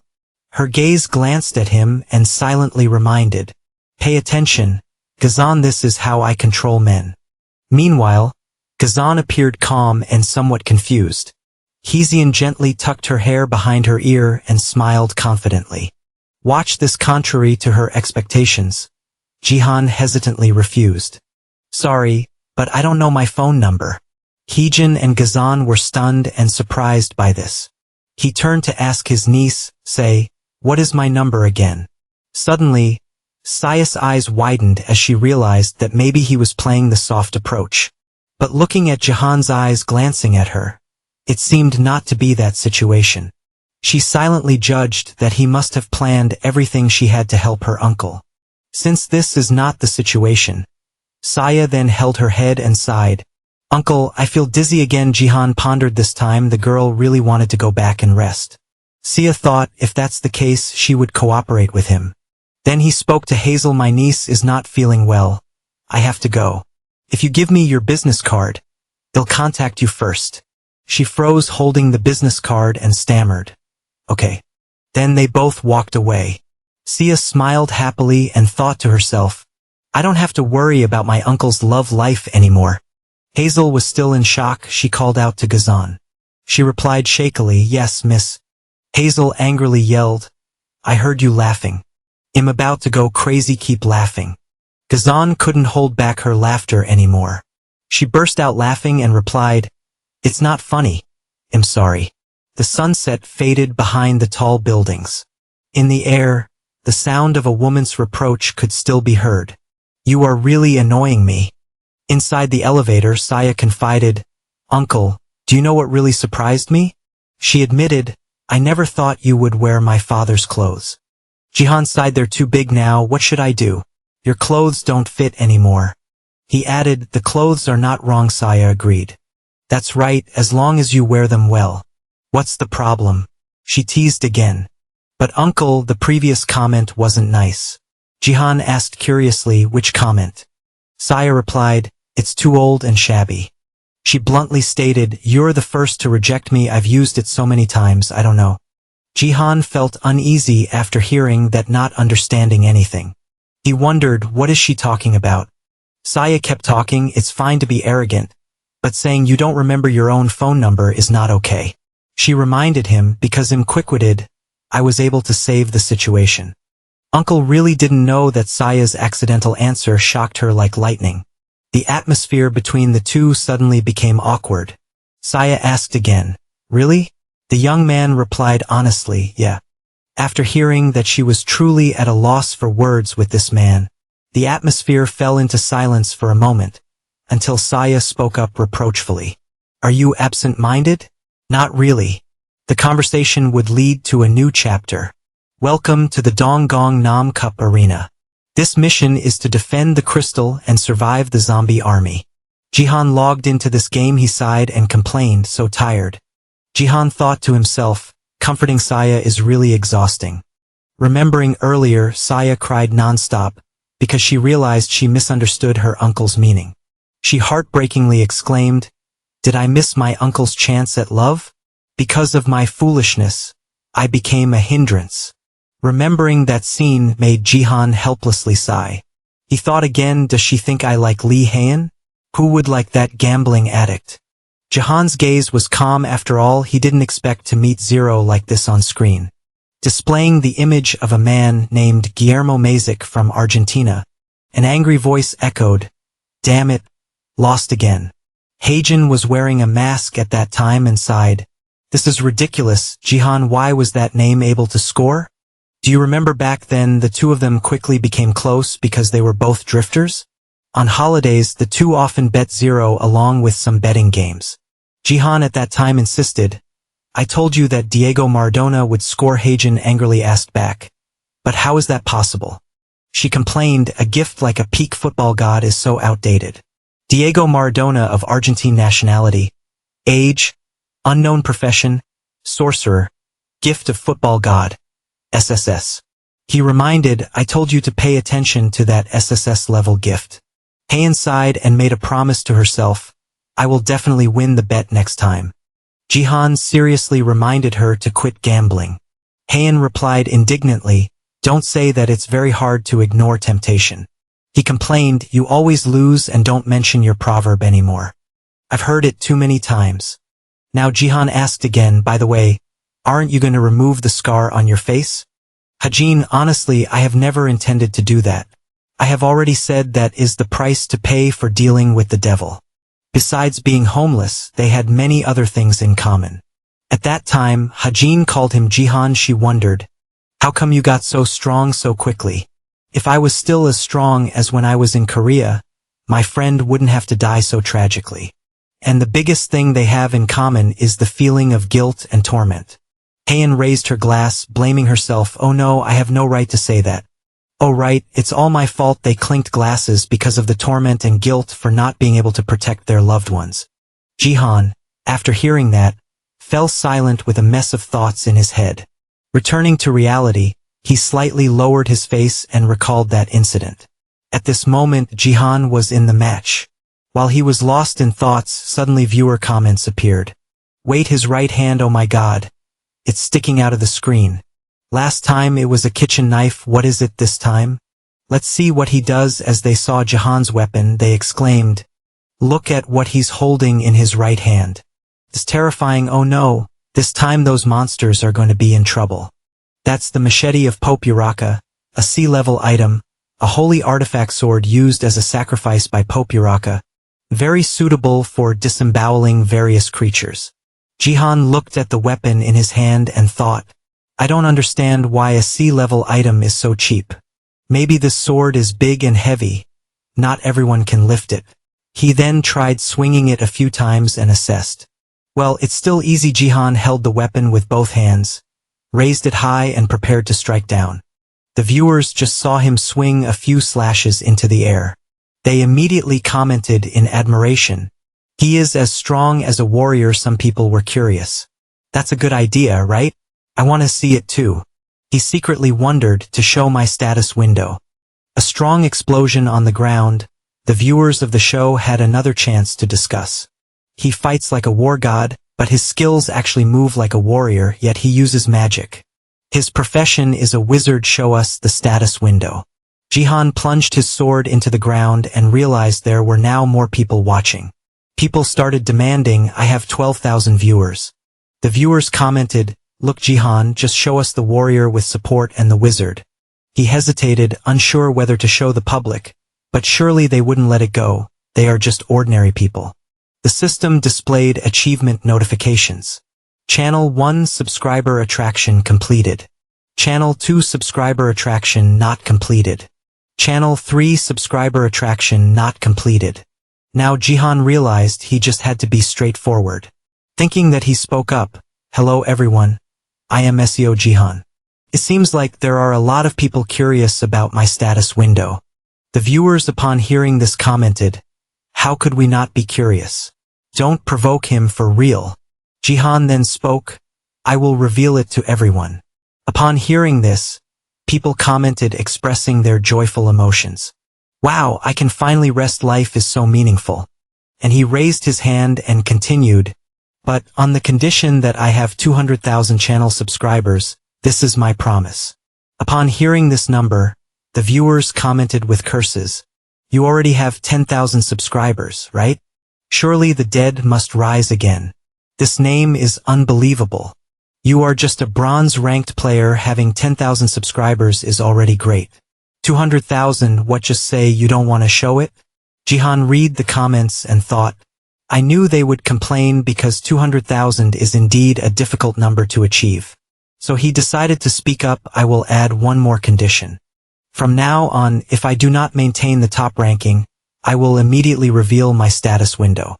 The viewers upon hearing this became fans in shock and commented non-stop. Are you planning to win in a row? It won't happen, but let's see. After watching the audience's reaction, he thought, that should be enough. They really are simple-minded. The viewers continued to comment endlessly. If it's just the arena, it might work, but team games also depend on luck. The burial appeared as soon as the game ended. They could only chant the burial, just wait and see. After that, Jihan tightened his grip on his weapon. One viewer wondered, who will team up with SEO Jihan? At the same time, there were beams of light from above striking down. Jihan glanced over, stunned, wondering, what's going on? His eyes were dazed with one question, are they all in the same place? Ho Yongquang then appeared and exclaimed, look who has come behind him. There were two more people. Ho Yongquang chatted non-stop. Meeting SEO Jihan again is truly fate. Then Ju Hyuk appeared. He glanced angrily at him, thinking SEO Jihan. He looked around for a bit and realized, hey, there's one more person. This is the first time I'm meeting him. The viewers who saw this guy also had a fan discussing excitedly. Kim Ju Hyuk and Ho Yongquang have become a circus. But that guy is even more ridiculous than him. It's truly a scam with that stupid ball. That was Diego Maradona, the top player from Argentina. Before Jihan recalled, everyone saw him and commented in astonishment, even Diego. I met him once in real life. He looked very annoying. But why is the Argentine player at the Gangnam tournament? Johan remembered this moment. He was still unknown, looking fragile with messy facial hair. But he suddenly realized something was off. Wait a minute. That's strange, Johan thought again. In the support, Ho Yongquang is the warrior. If that guy is the mage, could he be the archer? The Argentine player archer Diego Maradona. Jihan recalled that before he regressed. He was once a mage. What happened? Yu Hyuk over here was still grinding his teeth in anger, thinking he couldn't believe he ran into this bastard. He recalled the dark past. It was because of him that he lost all his skills. Damn it, I don't even want to see his face. While he was busy cursing inwardly, the notification from Yu Hyuk rang out.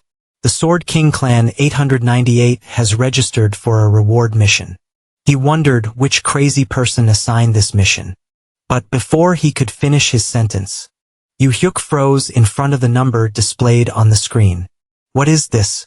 He doubted incredulously. What is this mission? System announcement. Destroy the crystal and prevent Mr. Jihan from reaching the top position. Reward 50,000 GP. The game started. As soon as the announcement rang out, a surge of power came crashing down from above, leaving the viewers bewildered. Yet Diego jumped up and kicked the ball down. This scene made the viewers exclaim, wow, just using a soccer ball can also beat someone up. Indeed, there are things that will never change. After that, he continued playing casually, completely unconcerned with the undead golems climbing the tower. Diego's relaxed posture impressed the viewers. Truly the football god, Diego Maradona. Then he tilted his head and said to Jihan, give me some archer, I still need more power. Diego explained, in a team game, everyone must strive to fulfill their role. Jihan looked at his hands and thought, give some. Previously, my stat points were never enough to use it too much. He extended his hand and decided, but since his holy power had increased, he thought he could try a bit. Jihan gently spoke, power with that. A part of the aura surrounded the players standing on the Hoi and Kwang Tower.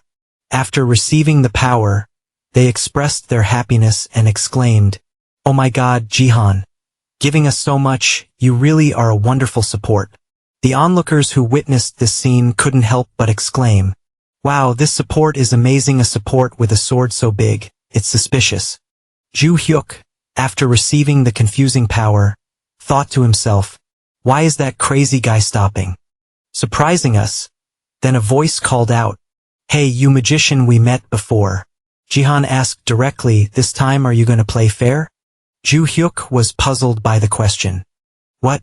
He hesitated and replied, of course. Hoi and Kwang held a perfect document to broadcast. He stepped forward to tease. What's this? Is there some connection between the two of you? Are you two friends? He looked at Jihan thinking, if I don't listen to you, you're gonna throw me away again, right, you bastard? After hearing the answer, he firmly stomped his foot on the ground and said, all right, Jihan, assign this, you handle things here. With that, Jihan decisively jumped from the high tower down below. This scene left the three people above confused, not understanding what he intended to do. Diego turned to ask, is he crazy or what? He replied as if he were used to it. Isn't it obvious enough? That bastard who likes to play football. Ju Hyuk gritted his teeth in anger, thinking, oh my god, I hate this so much. Does he think he's some kind of subordinate of his? He suddenly stopped, realizing, no, not at all. Then I will just do what I want to do and see how long he can be whimsical. His mission repeated on his screen. Break the crystal block and stop the taxi. Jihan achieved first place, reward 51800. He was still in the air, jumping down towards the crowd of monsters below. On the ground, hundreds of undead golems were waiting with their mouths open for their prey to fall. He calculated the magic power and holy power that had been enhanced since merging into his strength, making a horde of zombies seem like a bunch of paper people. The fire flame technique was unleashed, the green flames slowly engulfing the golems. The corpses caused them pain, screaming intensely. Then Jihan above held the great sword, bringing it over his head, preparing to swing down to attack. In the meantime, the undead golems were still screaming in despair. Johann tightened his grip on the sword and shot down from above like a green lightning bolt. The light exploded violently, the shockwave sweeping the undead golems into dust. After Johann's devastating attack, the undead golems were engulfed in fierce green flames. Their distorted bodies gradually disintegrated, turning into black shadows, completely crushed by the power. Above, Diego saw the scene and exclaimed in shock, this Korean supporter is really crazy. Huin Kwang, as if accustomed to this sight, joyfully exclaimed without pause, oh my god, is everyone watching? Huin Kwang confirms that these things are being live-streamed. The viewers were utterly stunned after seeing the technique. They commented, wow, what the heck is going on? Didn't he just kill all 100 of them by himself? Another person wondered, where did this guy come from? I don't know, but Johann's battle is not over yet as he faces a gigantic undead golem charging at him with a fierce face and glaring red eyes growling at Johann. He didn't say much, decisively stabbing the ground with his sword. In the face of the trembling undead golem, Johann smirked. Just as he predicted, despite going through many difficulties, achieving this was still worthwhile. The true value of the ability to control spatial forces in Johann's mind brought one word to mine territory. At the same time, a thin barrier enveloped him and the golems in front of him. Anyone who enters this territory will have their actions restricted and controlled by the user. That's why the undead golems did not attack Johann even though he did nothing. Johann's eyes turned red like the golems. He knew that most people were unaware of the existence of this invisible, intangible power. Johann was very familiar with Baron, who had much weaker control abilities than his own, and often trained alongside him and SEO Johann. Because he had repeatedly practiced against Baron's power countless times, Johann was able to fully understand the strength of this force. The sword was then drawn from the ground, leaving a large wet mark on the earth. It carries the destructive power charged with his mana, ready to fight with the fire flame technique. Right now, SEO Johann is a supreme existence able to simultaneously use both holy power and magic power, while also possessing both strength and martial power. How could a small trophy stop him? Johann then directly delivered a horizontal slash at the monster. After Johann's devastating attack, the The system reported that 124 zombies had been destroyed out of 1,000. He looked at the number and promised himself last time he couldn't kill all 1,000 zombies. This time he was sure he would succeed.